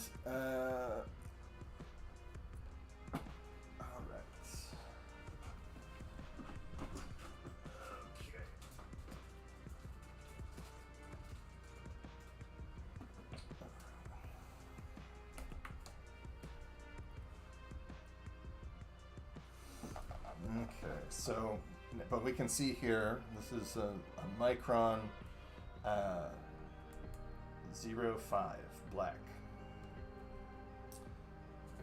Go. All right, and so we'll see. So sometimes when it's a fresh micron and I push down too hard, it like spits little things everywhere. So we'll see if that works. Let's work on this little dinosaur down here in the corner. I haven't drawn a dinosaur in a while.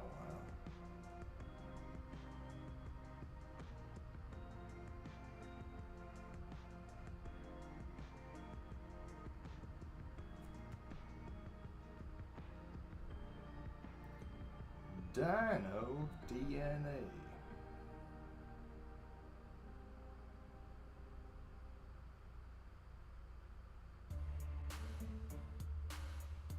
And we're just going to leave like these little bits of thick black line between these teeth. And that will, again, that high contrast exchange is going to help you see that mouth, even though it's a very fine detail. Let me just bring that jaw around the bottom there. All right. Let's see what to do about this eye. Oftentimes it's a good idea to draw that eye a little bit bigger than you think it's going to be, because if you're going to surround it with black lines on the outside of it, it gets real small real fast. And it's always, you can always add more ink later. This is the gothest dinosaur I've ever seen. It's like a like a glam rock dinosaur or something. If you pull the micron for the first few strokes, it shouldn't spit. This is good. I didn't know that. Everybody get on the floor. Yeah, this track slaps a little harder than most of the vaporwave I have on this playlist. We're all just gonna have to survive somehow. All right. And then just like a little bit of stippling and incomplete lines kind of around here kind of adds a little bit of dimension. It seems like you're not looking into a sharp edge, you're kind of looking into a more carefully beveled, like natural shape. So yeah, I don't know how to explain some of the stuff I'm doing because I've never actually had to talk about a lot of these smaller details out loud. But that is like most of drawing is just learning all the weird, tiny little decisions to make that make your drawing look slightly different than the last drawing you made. It's like explaining how to throw a free throw in basketball. It's like the difference is so minuscule that language can't really separate a good free throw from a bad free throw other than results. You can't explain why one misses and why one doesn't other than where the ball goes. But like as far as the micro hand movements and everything to actually like throw a ball or something, I don't know. I don't know if that analogy makes any sense to anybody, but that's how I think about it.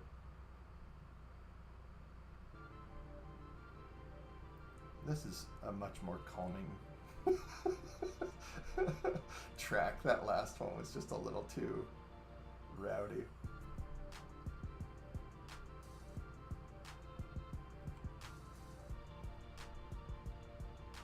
All right. Gosh, I love drawing. I can take really long breaks from drawing sometimes, and I get really inside my head, and I feel like, oh, what if I can't do it anymore? What if this is the best, as good as it gets or whatever? But it's just like, it's just so rewarding to get in here and just do all of these tiny little details and imply these 3D shapes with just these little, like one little extra dot here or there. It makes a world of difference.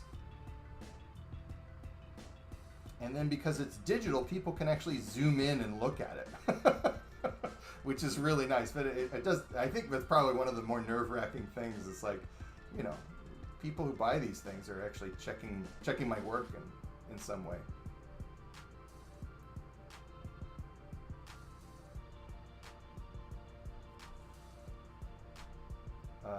For this particular dinosaur, I think I looked up some like National Geographic, like James Gurney art or something, to try to get the anatomy correct for how these wings go. I don't always like to do that, because sometimes it looks like the monster design for like Monster Hunter World. They don't look fantastic enough. They just kind of look like dinosaurs with extra spikes sometimes, and I don't always like how that looks, but sometimes it adds this really like chewy bit of realism into the design that is very welcome. But I can't explain when I like it, when I don't. And obviously, you know, it's if I have unimpressive things to say about Monster Hunter World, I am in the minority because people love that monster design. So it's because I'm a weirdo. It's not because I'm actually saying that it's bad. It's just not always to my taste.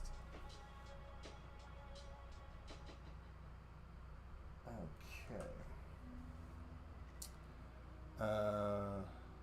Once upon a time, I figured out conventional dragons from fantasy have 6 limbs. Yes, yeah. Counting limbs, right? So, like pterodactyls and bats, their arms are the wings, and fantasy dragons oftentimes have forearms and hind legs and wings, which is not something we see anywhere in nature, but it looks good. Yeah. Contractually obligated to point out as a paleontology need that those wings are from a Pterosaur, not a dinosaur. No, a pterosaur, sorry. That's a pterosaur. Thank you for the correction. I refuse to learn the difference, but I'm sure folks in chat will really, yeah, I'm a dummy that shouldn't really be listened to, and this is important for me to admit on a regular basis. So otherwise, I'll get a big head about it. But no, honestly, I do appreciate knowing that kind of stuff.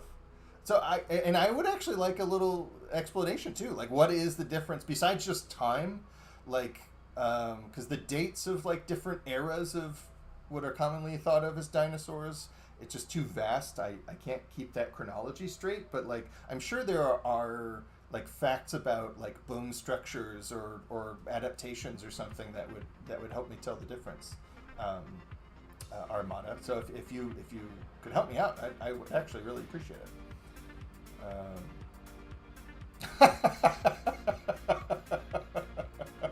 Don't worry about it, my friend. Have you considered a giant buffalo skull? Gosh, I don't know.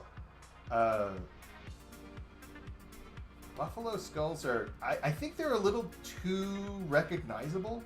I feel like if you saw a giant buffalo skull, it would just...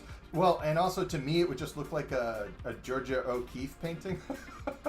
But a giant skull is a good idea, and I will probably add like dragon skulls. I mean, I could do a whole set of like a fantasy boneyard for like both terrain and like, you know, skeletal versions of fantasy monsters. That would be really fun.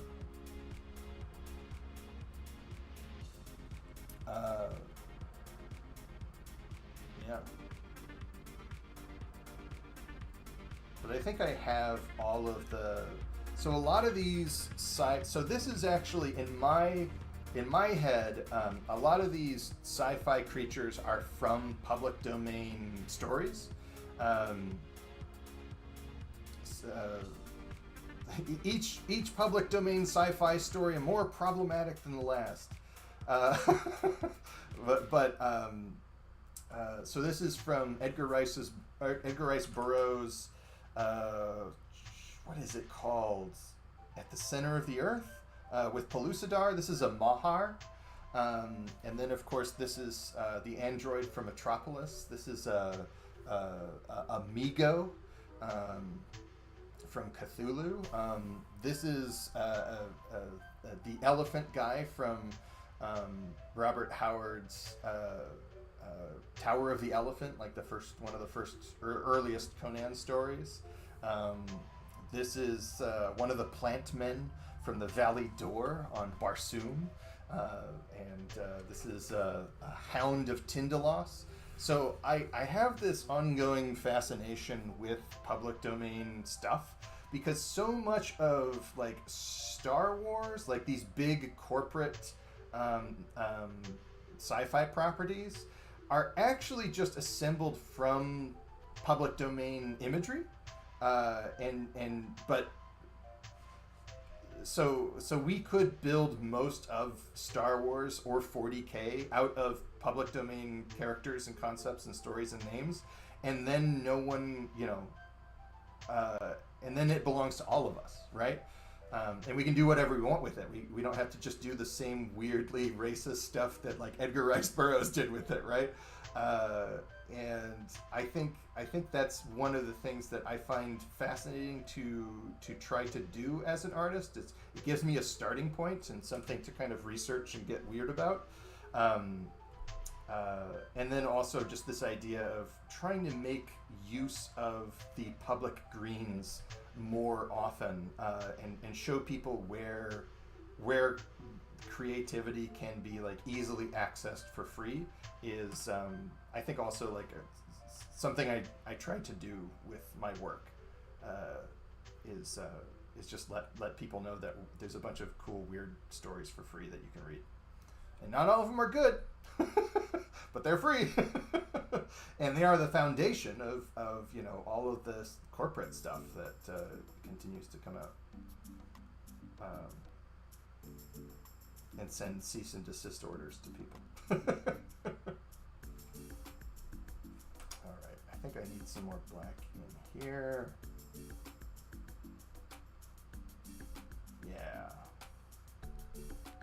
Yeah.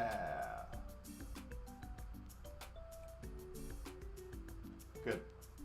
All right, and then there's another little the wing in the back right here kind of like pops out right here. We'll add just some hatching to kind of separate that to keep it and then we'll beef up the line weight on the back of this neck to separate these two shapes a little bit more. Yeah, JP has been chilling this whole time. It's wonderful. Gosh, that episode from a few videos back about the hand-drawn map that JP did, it was like nectar. It was just the most beautiful thing I had seen inked in a long time. Just so wonderful.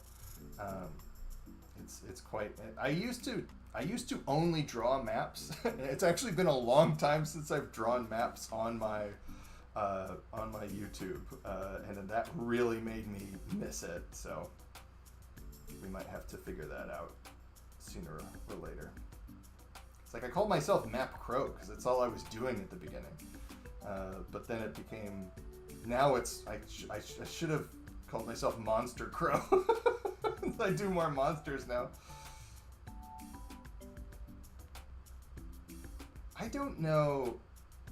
Are there any dinosaurs that actually have the little arrow at the back of their tail? I kind of assume not. I think it's this like. There's so many things like when did the devil get the little point at the end of its tail in popular depictions? I have so many questions. Like when did elves first have pointed ears and why?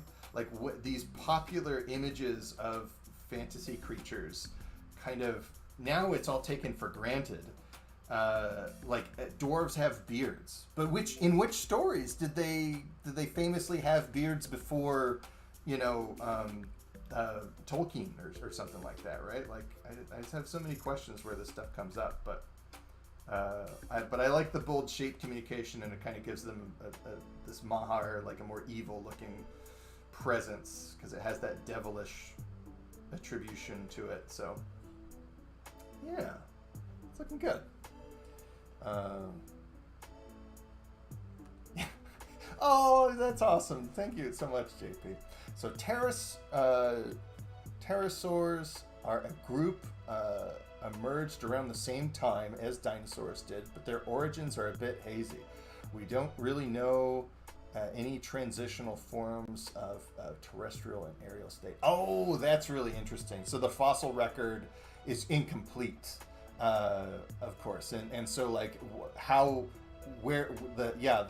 how these things kind of turned from fish into giant dragon bats is somewhat mysterious. That's really interesting. Gosh, there's just so much we don't know. Oh, Sketchy Scribe. Oh, that's great.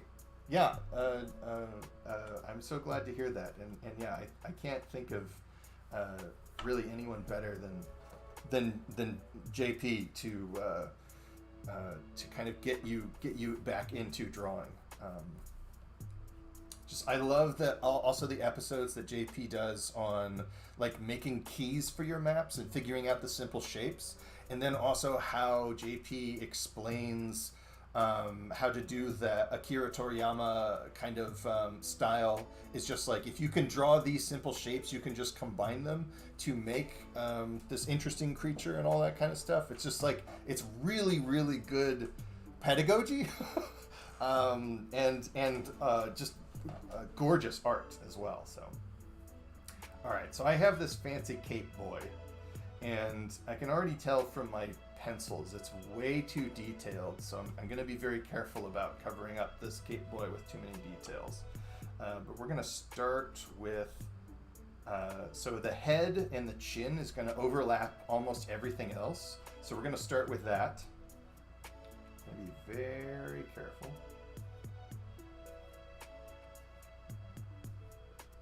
And then we have like I'm trying to do this Star Wars thing, so we have kind of like this wild feathered hair. And then just like a little line is all I'm really going to do for the eye right there. I'm going to let your brain kind of fill in the rest of it. I might just add just a bit more to that nose. I'm not going to bother with the mouth or anything like that. I think that's going to be too detailed. It's going to draw too much attention. And I think the bolder shapes are going to be what makes this interesting. This is an interesting character to look at.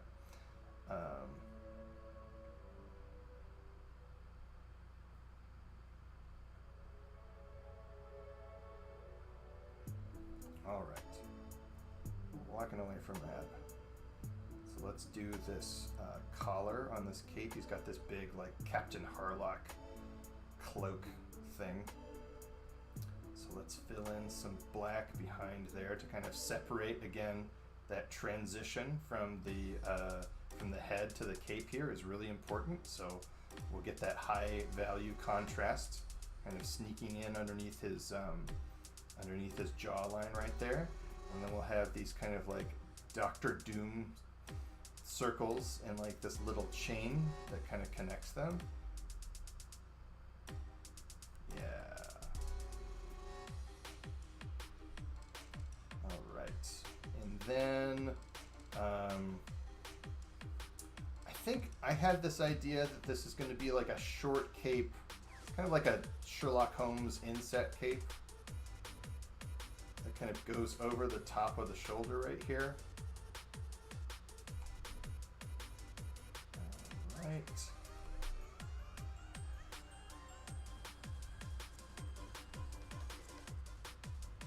This is a somewhat imposing silhouette. Got that big broad shoulders, but we'll also have this arm kind of like sneaking out underneath this cape shape. Yeah. Add just like a little bit of black again for that high contrast transition to point out that we're going from one thing to the next. All right. Oh no! Oh boy. Okay. Let me see here. How do I ban this person forever? And I use the word person lightly here. Okay, I think I gotta go.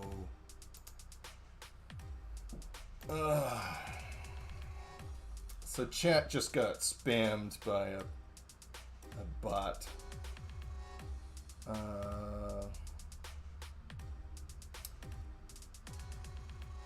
don't know how to fix it.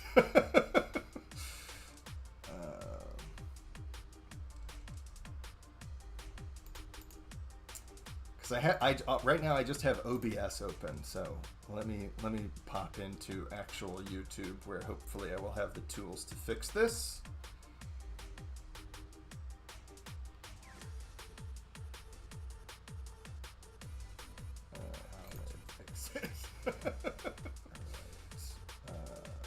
Hide this user from my channel forever. Right now I just have OBS. Hey, Alan, it's Alan. Let me pop in. Okay, I think I got rid of it all. Hopefully it's gone forever. I'm sure that will never happen again. But yeah, hi, Alan. It's good to see you. My goodness, and Runehammer. All right. Well, this is now we're really bumping. Now we really got now it's a party. All right. I'm really liking how this is coming out. I think this face could be a little better, but I'm not going to fix it because down that way lies madness. Let's just keep moving with this, and if it bothers me later, I can just fix it digitally.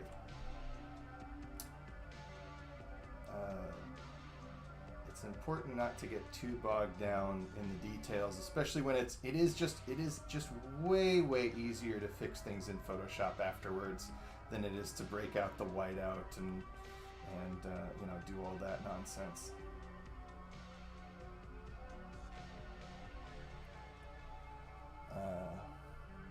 Yeah, Alan, I'm looking forward to doing some sketches for our projects on stream. I think that would be a really fun way. But we need to talk about that first, because I don't want to blow up your spot or anything like that. But there's that hot RPG goss for you right there.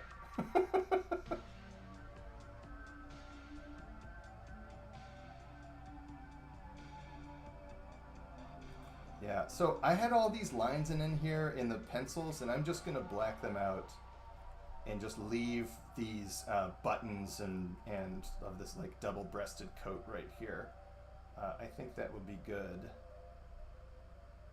I think that would be good enough. I think that's carrying the communication that I want. It's just detailed enough, but by blacking out the stuff that's too distracting, it's keeping things clean and discernible.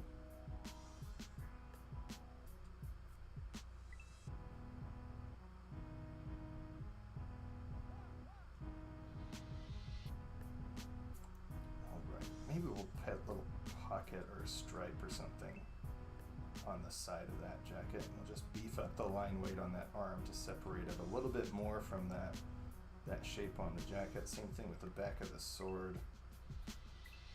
Yeah, that's looking good. And then we need this boot. Are we going to copy this boot design from his neighbor? No, because I think that's too fussy to have it compete with this with the sword. So we're gonna do a really simple boot. No complicated boots today. I just don't have it in me. I feel like this foot is really fighting with the end of this this sword in a way that I'm not happy with. But again, I can just fix it in post.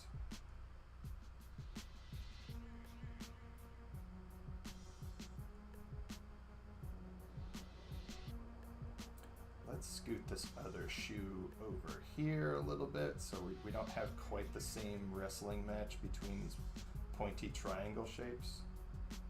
We'll just fill in one side of this boot. Just let it get separated. Gosh, I'm not happy with this at all. Oh well, it's fine. I just there's a way that when you're making permanent marks, it's really easy to like catastrophize what's happening, and just like want to move into the woods to never be seen again. But you just gotta keep drawing. I'm not gonna bust out the whiteout, so the only tool that I have to solve any of my problems is adding more lines, and that just needs to be okay. That's actually not bad. I think I've wrapped around to liking it. We just kind of gave him spats on his boots. Yeah, that's not bad at all. Let's add a little bit of shadow underneath this to bring this out. A little bit more definition there. Yeah, look at this. Not so bad.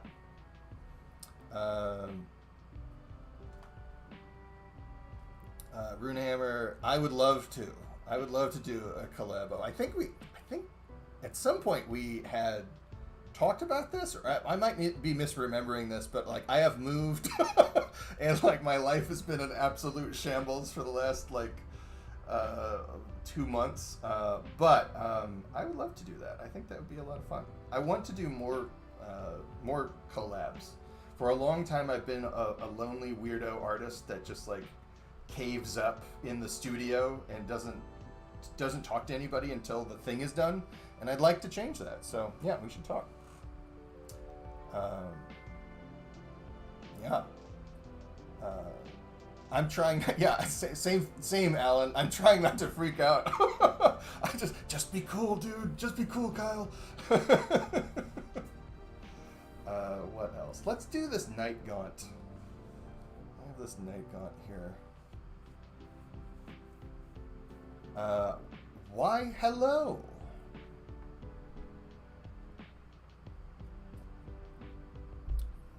Oh, thank you. You have a nice day as well. Wait, do you do all the minis and terrain every month?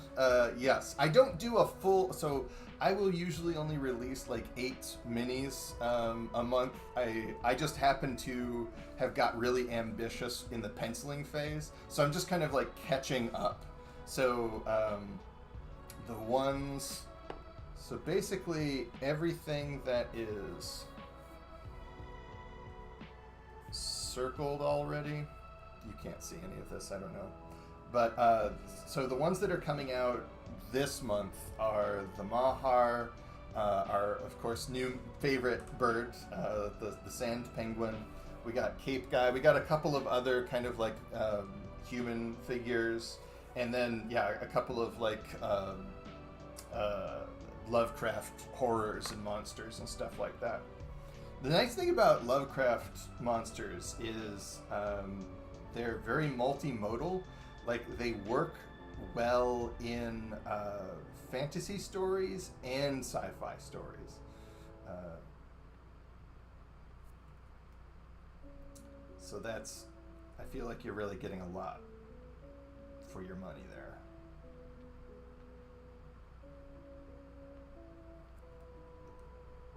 But yeah, there's no way, it's like, as much as I would love to, there's no way I could do like a full double page spread of monsters every month. I actually sent out a poll to my patrons and said like, hey, do you just use the minis? Because I know some people just do that. And I've heard some people say that that they only use the minis and stuff like that. Because actually using using Foundry can be really difficult for some people, so they wouldn't actually use the digital terrain all that much. But no, everybody came back and they were like, "Hey, actually, we love all your stuff, so keep doing exactly what you're doing." And I was like, "Shoot," because I like minis more than drawing terrain. But you know, it's the people have spoken, and I do like the challenge of drawing terrain. I just think it was. Because of all of the stressful, moving and changes and everything, I was just like, oh, what can I change that would be easier? Oh, poor Kyle. God, this Nightgaunt is ripped. Look at this guy, he's tore up. Our CrossFit Nightgaunt will destroy everyone. Just the buffest tickles in the world this Nightgaunt gives. Yeah. I'm into it.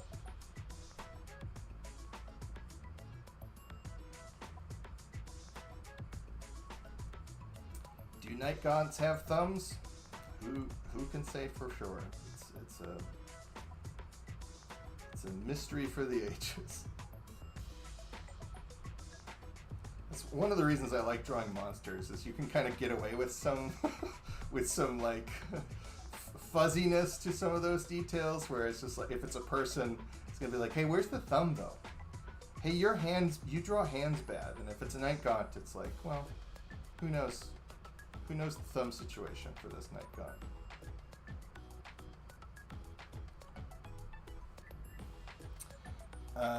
What do I think about more urban settings and campaigns? Well, it's funny you ask, Arm Birdie.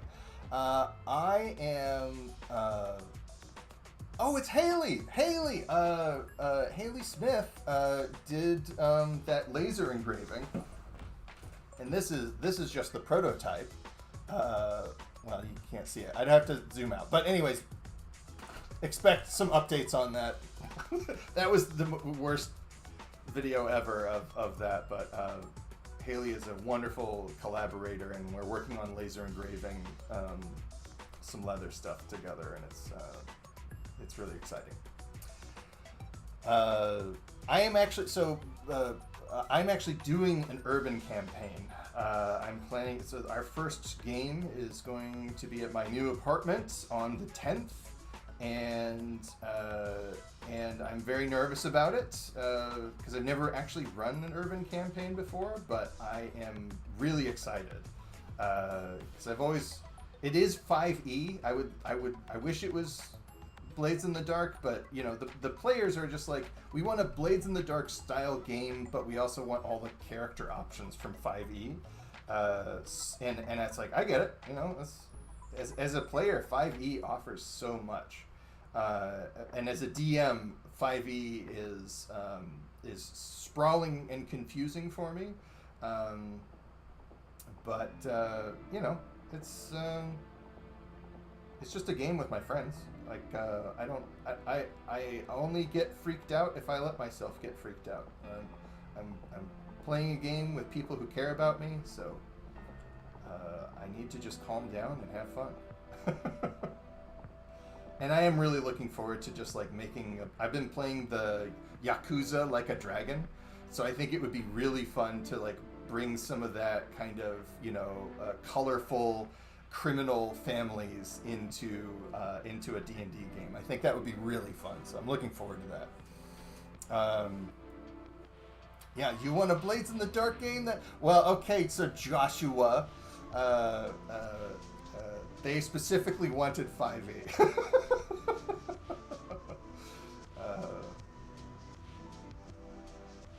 But yes, Joshua is making a little inside joke that I will let him explain if he wants to, because I don't want to blow up anybody's spot.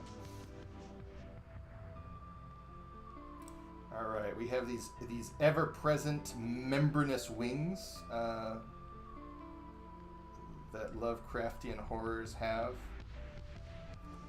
So just like one kind of bold line on one side of the spire, and then just some kind of like hatching in between. Very similar to that hatching we were doing from the sand dunes earlier. that's all you need for membranous wings. And if you want to make them look even grosser, you kind of like add some larger holes here and there, and then it looks like even like more kind of like, what? That can't possibly help him fly. This is obviously some kind of demon. So yeah. But all, you know, these bat wings, they all radiate kind of from the wrist, as opposed to from like the elbow or the middle of the arm. So if we think of this as the shoulder, it kind of goes down. Here's the elbow, and then up here is the wrist. So this would be like the thumb, and then these would be the fingers, kind of like hanging down off of the wrist. And that's kind of how I make my way through bat wing anatomy every time. I don't know if that's helpful or interesting, but you know, here we are talking about it.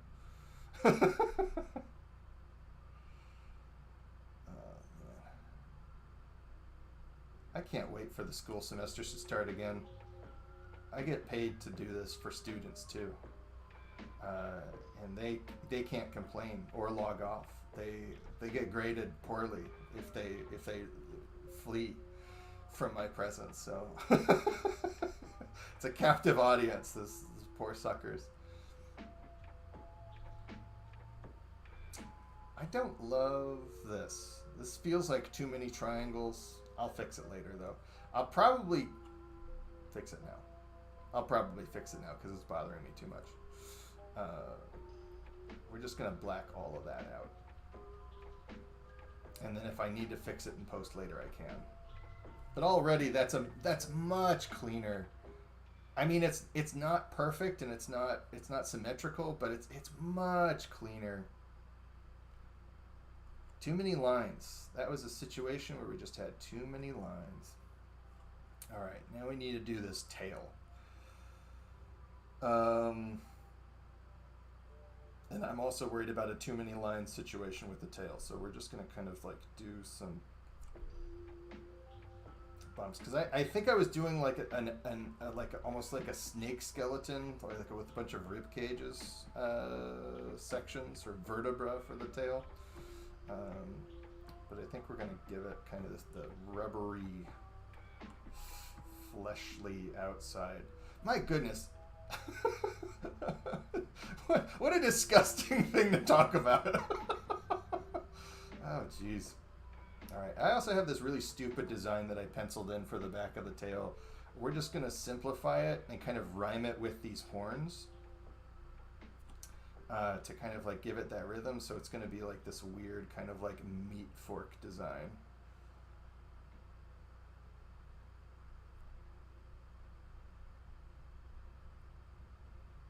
Yeah. Something like that. That looks good. All right, so let's beef up the line weight on this wing a little bit to separate it from that tail, because that tail's really fighting. Really fighting for us. I'm just going to black this out.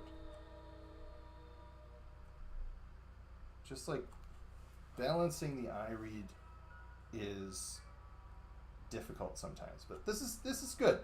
I'm feeling a lot better about this night gaunt. He's going to give many tickles. That's what they do, and it's not weird, and we all just accept it. That tail is thick. Yeah. We won't dwell on that too much. Oh my goodness. It's so great that you teach young people to draw. I think it's important to have people who enthusiastically share their skills with others.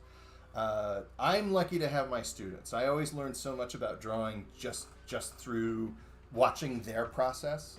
But thank you so much for the kind words. Sword of Truth series is generic-ish fantasy for more towards the MA on the TV rating for sure.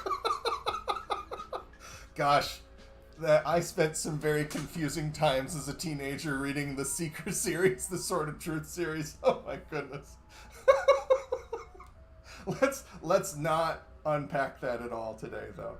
I think we we need to avoid it. But my goodness, just look up a wiki and stare in amazement at what you see there.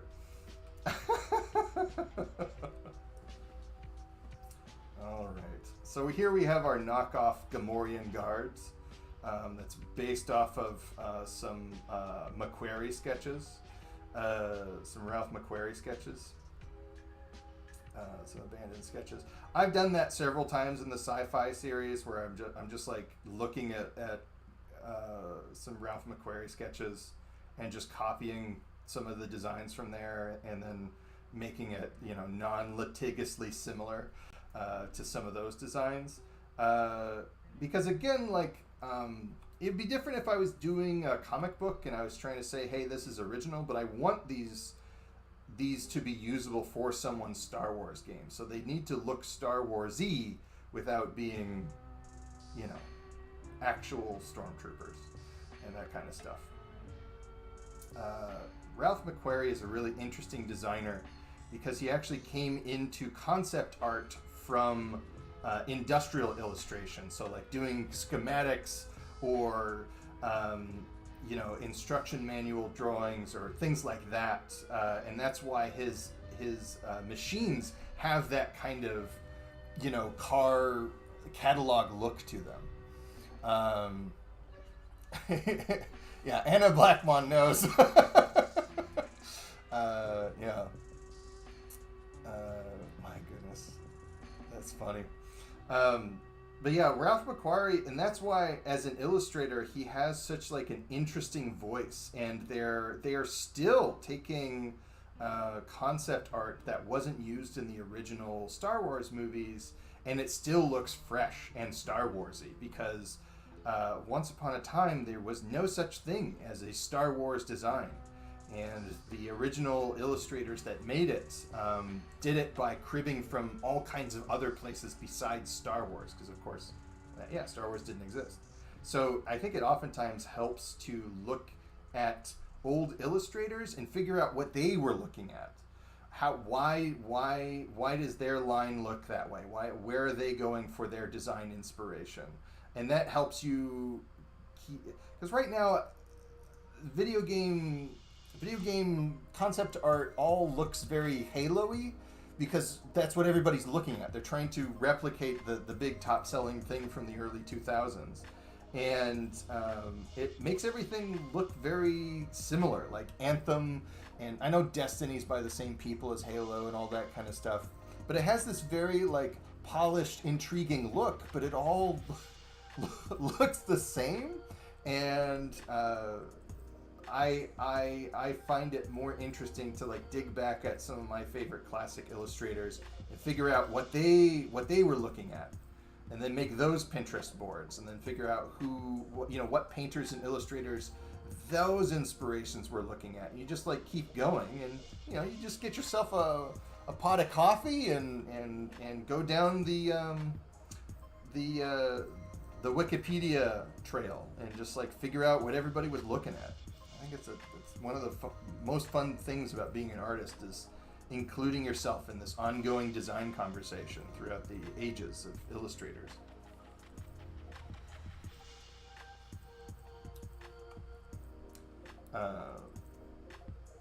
But I have a feeling it makes me sound like an uninteresting person, but that's never stopped me before.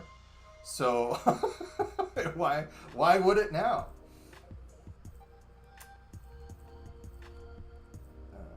But yeah, you could do a lot worse with your Friday night. I guess it's Saturday. You could do a lot worse with your Saturday night than to just like go figure out what your favorite artists' favorite artists are. It's a good time.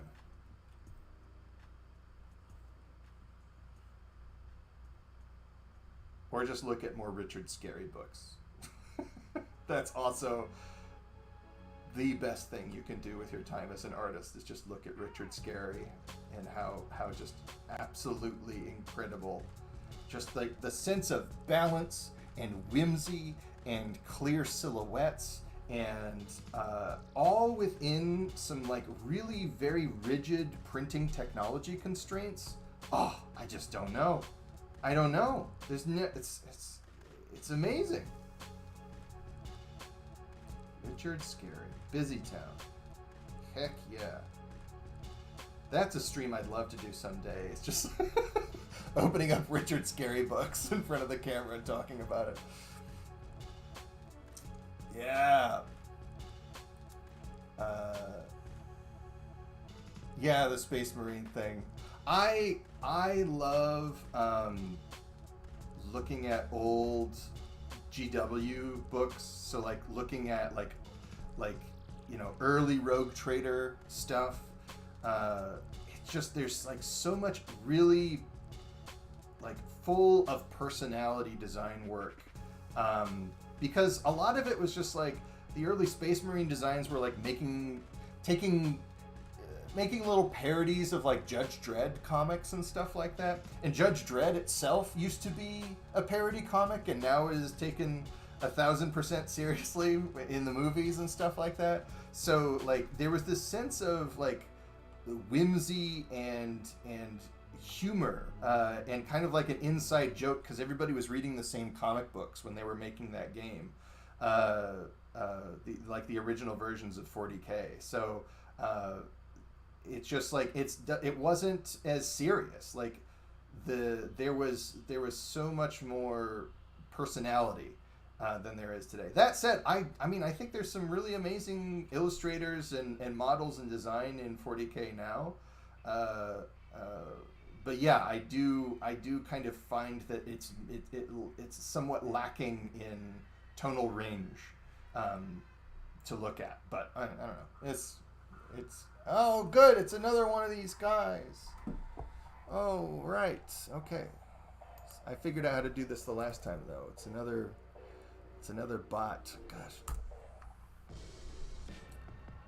Thanks YouTube. Thanks for making it easy for robots to ruin my day. That's always my favorite. Oh, good. It's another one of these guys. Oh, right.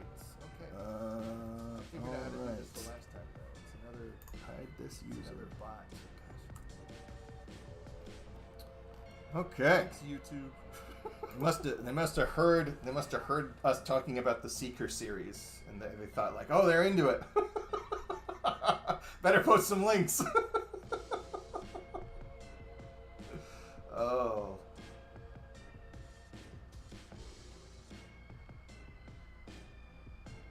Alright. This is looking good. I think I'm gonna lean on a lot of, for these midsection areas. Almost like, I've also been watching a lot of Dragon Ball Z recently. So this is, if this looks a little bit too much like Saiyan armor, there is a reason for that. That panel lining for Saiyan armor, it's just like, it's so good. it's so useful and like clean in its design. Akira Toriyama's just one of the best.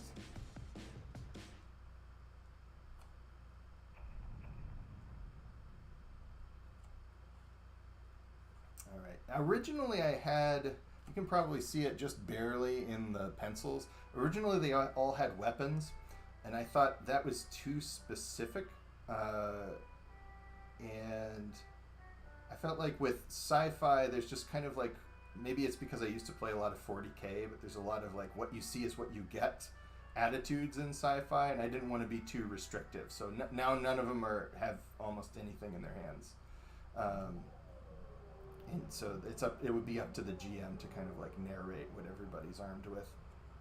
I feel like that was the best decision to make, other than just drawing all these variations for different loadouts. That seems like not a great use of my time, but I might come back and do it at some point.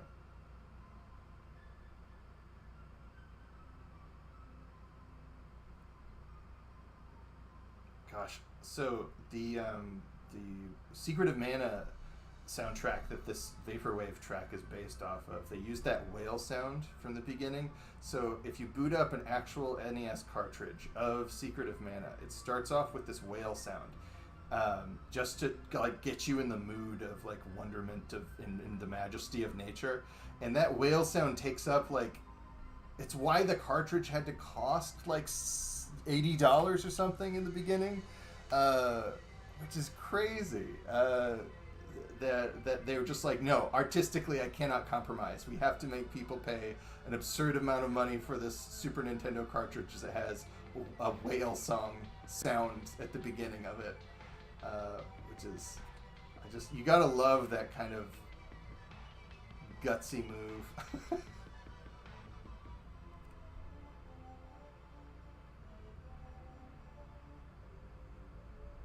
It's like now you can just look up whale sound whenever you want. Back then it was like, I don't know, it was still like this very mysterious thing that only came on cassette tapes at Brookstone stores or whatever.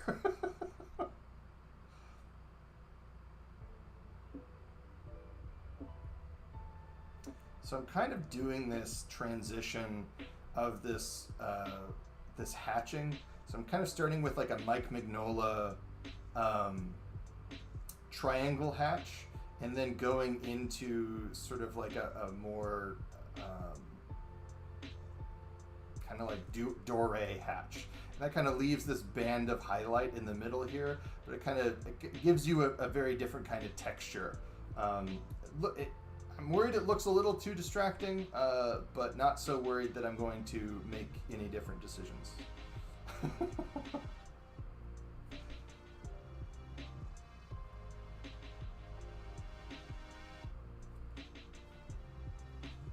I think it's not particularly working well on this cod piece right here, but yeah, it's just one mini, and if it really bothers me, I can always fix it in post.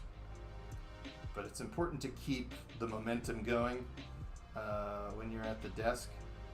I've been drawing basically non-stop since noon. It's been 3 hours without really getting up. I have water next to me and all that. Please don't tell me how to hydrate. I am almost 40. I know how to drink water. but yeah, this is how I like to do it. I just like long marathon sessions at the drawing desk. I feel that's when I'm happiest, is when I have like a whole 4 hours or 10 hours spread across the day to just like really get some art done. You know what I mean? But that's also why I have these grips. Because your hands aren't really supposed to do that.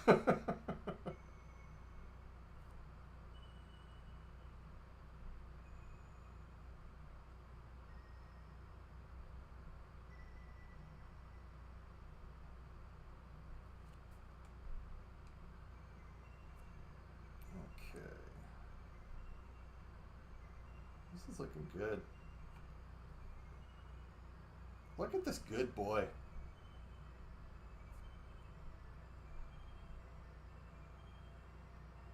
Alright, so let's just give him his hand. We'll give this guy a thumb for sure. He's definitely got a thumb. We'll give him some knuckles, and then just a couple of marks just to give that arm a little bit of definition. Gorgeous. Gorgeous. Yeah, he looks like he's striking a little pose. Normally he was like holding stuff, but now he's just like, ugh. I like it. It's got some attitude. It's got some sassafras in it. I like it. These will be fun to color. I'm really looking forward to seeing these pieces come together.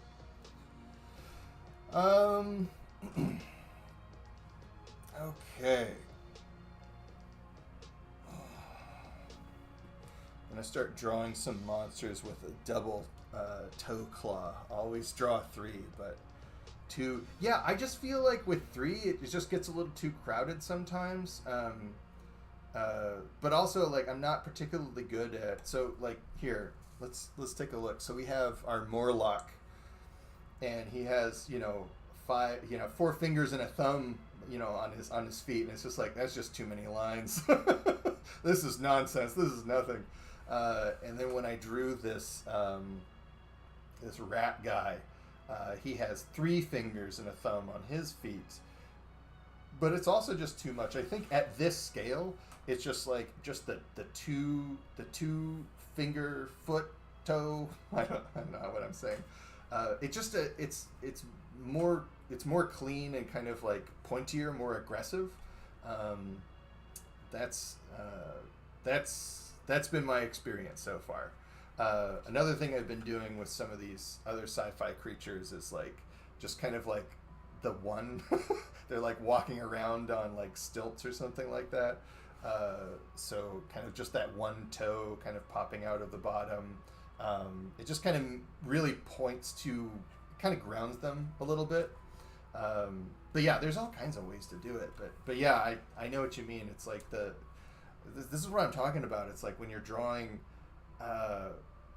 just those little decisions about one toe, 2 toes, how much space between the toes has a really strong impact when your drawings are this small in the first place. So yeah, my goodness. Jabberdoodle. Oh, wonderful. Oh, cool. Oh, so you've drawn a whole 3-layer dungeon. Holy cow. That's awesome. So triangles, there's my students get to hear me talk about this all the time, but triangles are like the coolest shape ever. They're very aggressive. Like if you're out there, you're a caveman walking around, in prehistoric times and everything that's a triangle is something that can hurt you. It's like, a saber-toothed tiger or a jagged rock you could fall over on, or it's a primitive axe that could split your head open or something like that. It's a splinter. So like these aggressive pointy shapes, kind of like, that's why I think a lot of like villain design oftentimes has lots of triangles and spikes, because it's really jagged versus rounder, smoother shapes and stuff like that. I'm not explaining this to JP. JP knows all this better than I do, I'm sure, but it's one of those things that people don't talk about triangles enough. And yeah, triangles are the best shapes. Triangles are also a great thing to do to introduce like an imbalance.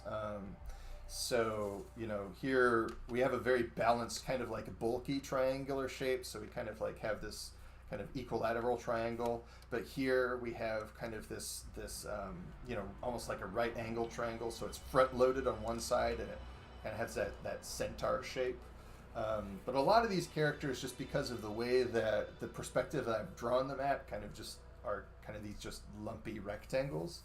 And then we get to this silhouette. Which is, it's just like this big triangle, but we have like all of these, little points and stuff coming out of it.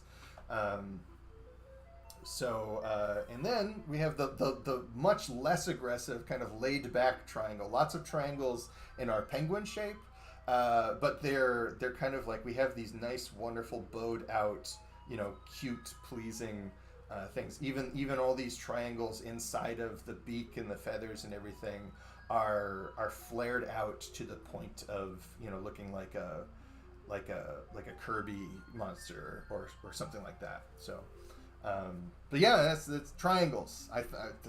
Triangles. We don't give them enough credit. Triangles are great.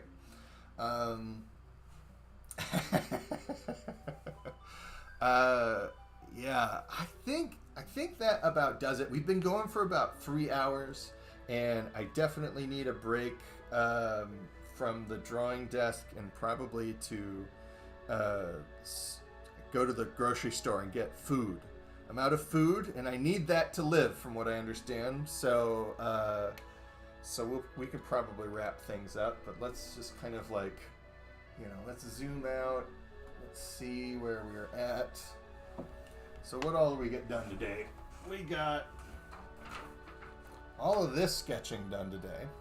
So that's some pretty good stuff. There's a couple of empty spots that we still have to fill up to maximize the space here. But like overall, I'm really excited about seeing this come together. and mixing this in with some of the other pieces that I have, and then yeah, we got what so like 1, 2, 3, 4, 5 minis done today. That seems really good. That seems like a pretty productive day. So yeah, I think that will do it. This has been a lot of fun. Show us the engraving Okay, yeah, I showed that earlier, but so this is what I was talking about earlier. So this is a traveler's notebook. So we have the kind of elastic strap coming out here, and Alan, I have one to send you. So this is actually just a test print. The ones that came out this week, that Haley engraved this week, look, they have a lot more detail fidelity on them. But the nice thing is, because these just have an elastic strap going through them, you can, so I have this elastic strap going through, tying these two different zines by perplexing ruins together. So I have, and then a city map kind of tucked in between there.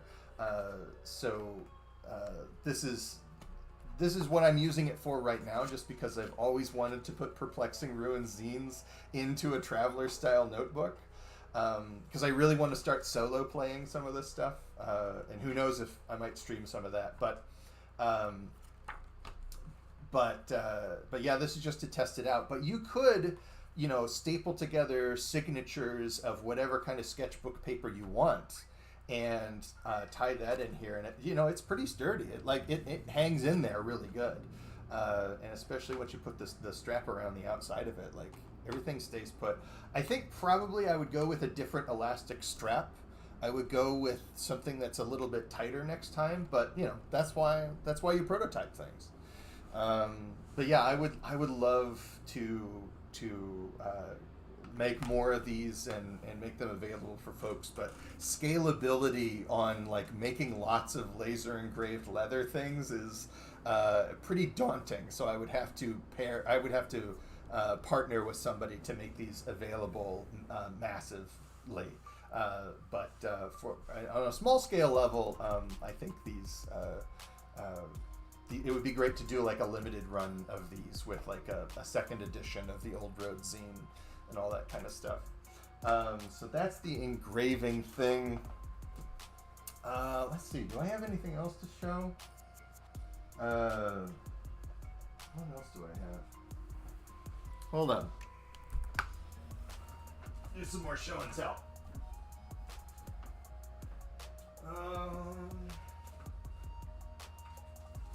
Oh yeah.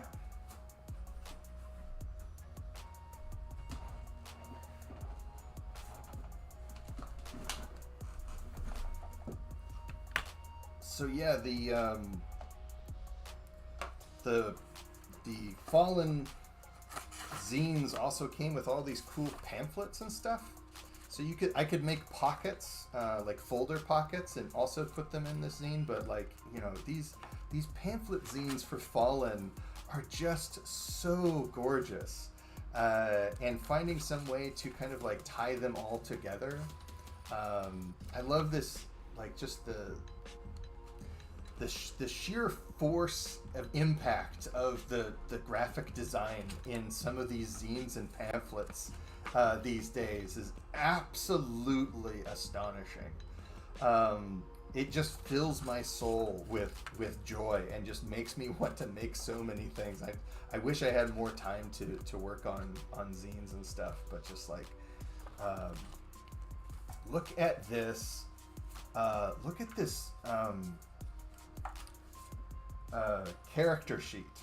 So like normally this kind of character sheet might be thought of as perhaps a bit too noisy, but considering how much time you would spend looking at your character sheet, you have plenty of time to get used to the layout and everything. And I think especially if you use like a red colored pencil, or like a blue erasable pencil or something, are also permissible, right? And then I love this oracle this solo oracle. So you would roll on. It looks like this is a D66. So you roll 2d6, and you say you get a 3 and a 3. Then you go to 33, and you could just be inspired by these weird cryptic images and words for what happens next in your game. Just really, this is filling me with so much joy. And then the quick reference for all the rules, just amazing printing, like wonderful cardstock paper. I'm actually looking into getting a laser printer so I can do more DIY zine stuff, because as much as I like print on demand and everything, I also just want to staple some weird stuff together and sell like 50 copies and stuff like that. But anyways, that is that is enough for that. I think that will do it for show and tell for now. But I think that was a fun way to end the stream. But thank you everyone for stopping by and for saying nice things and for giving me interesting ideas and everything. I enjoyed this very much, and I expect we will do this again soon in the future. Keep a lookout. Until next time, my friends, you all have a lovely life out there in the internet.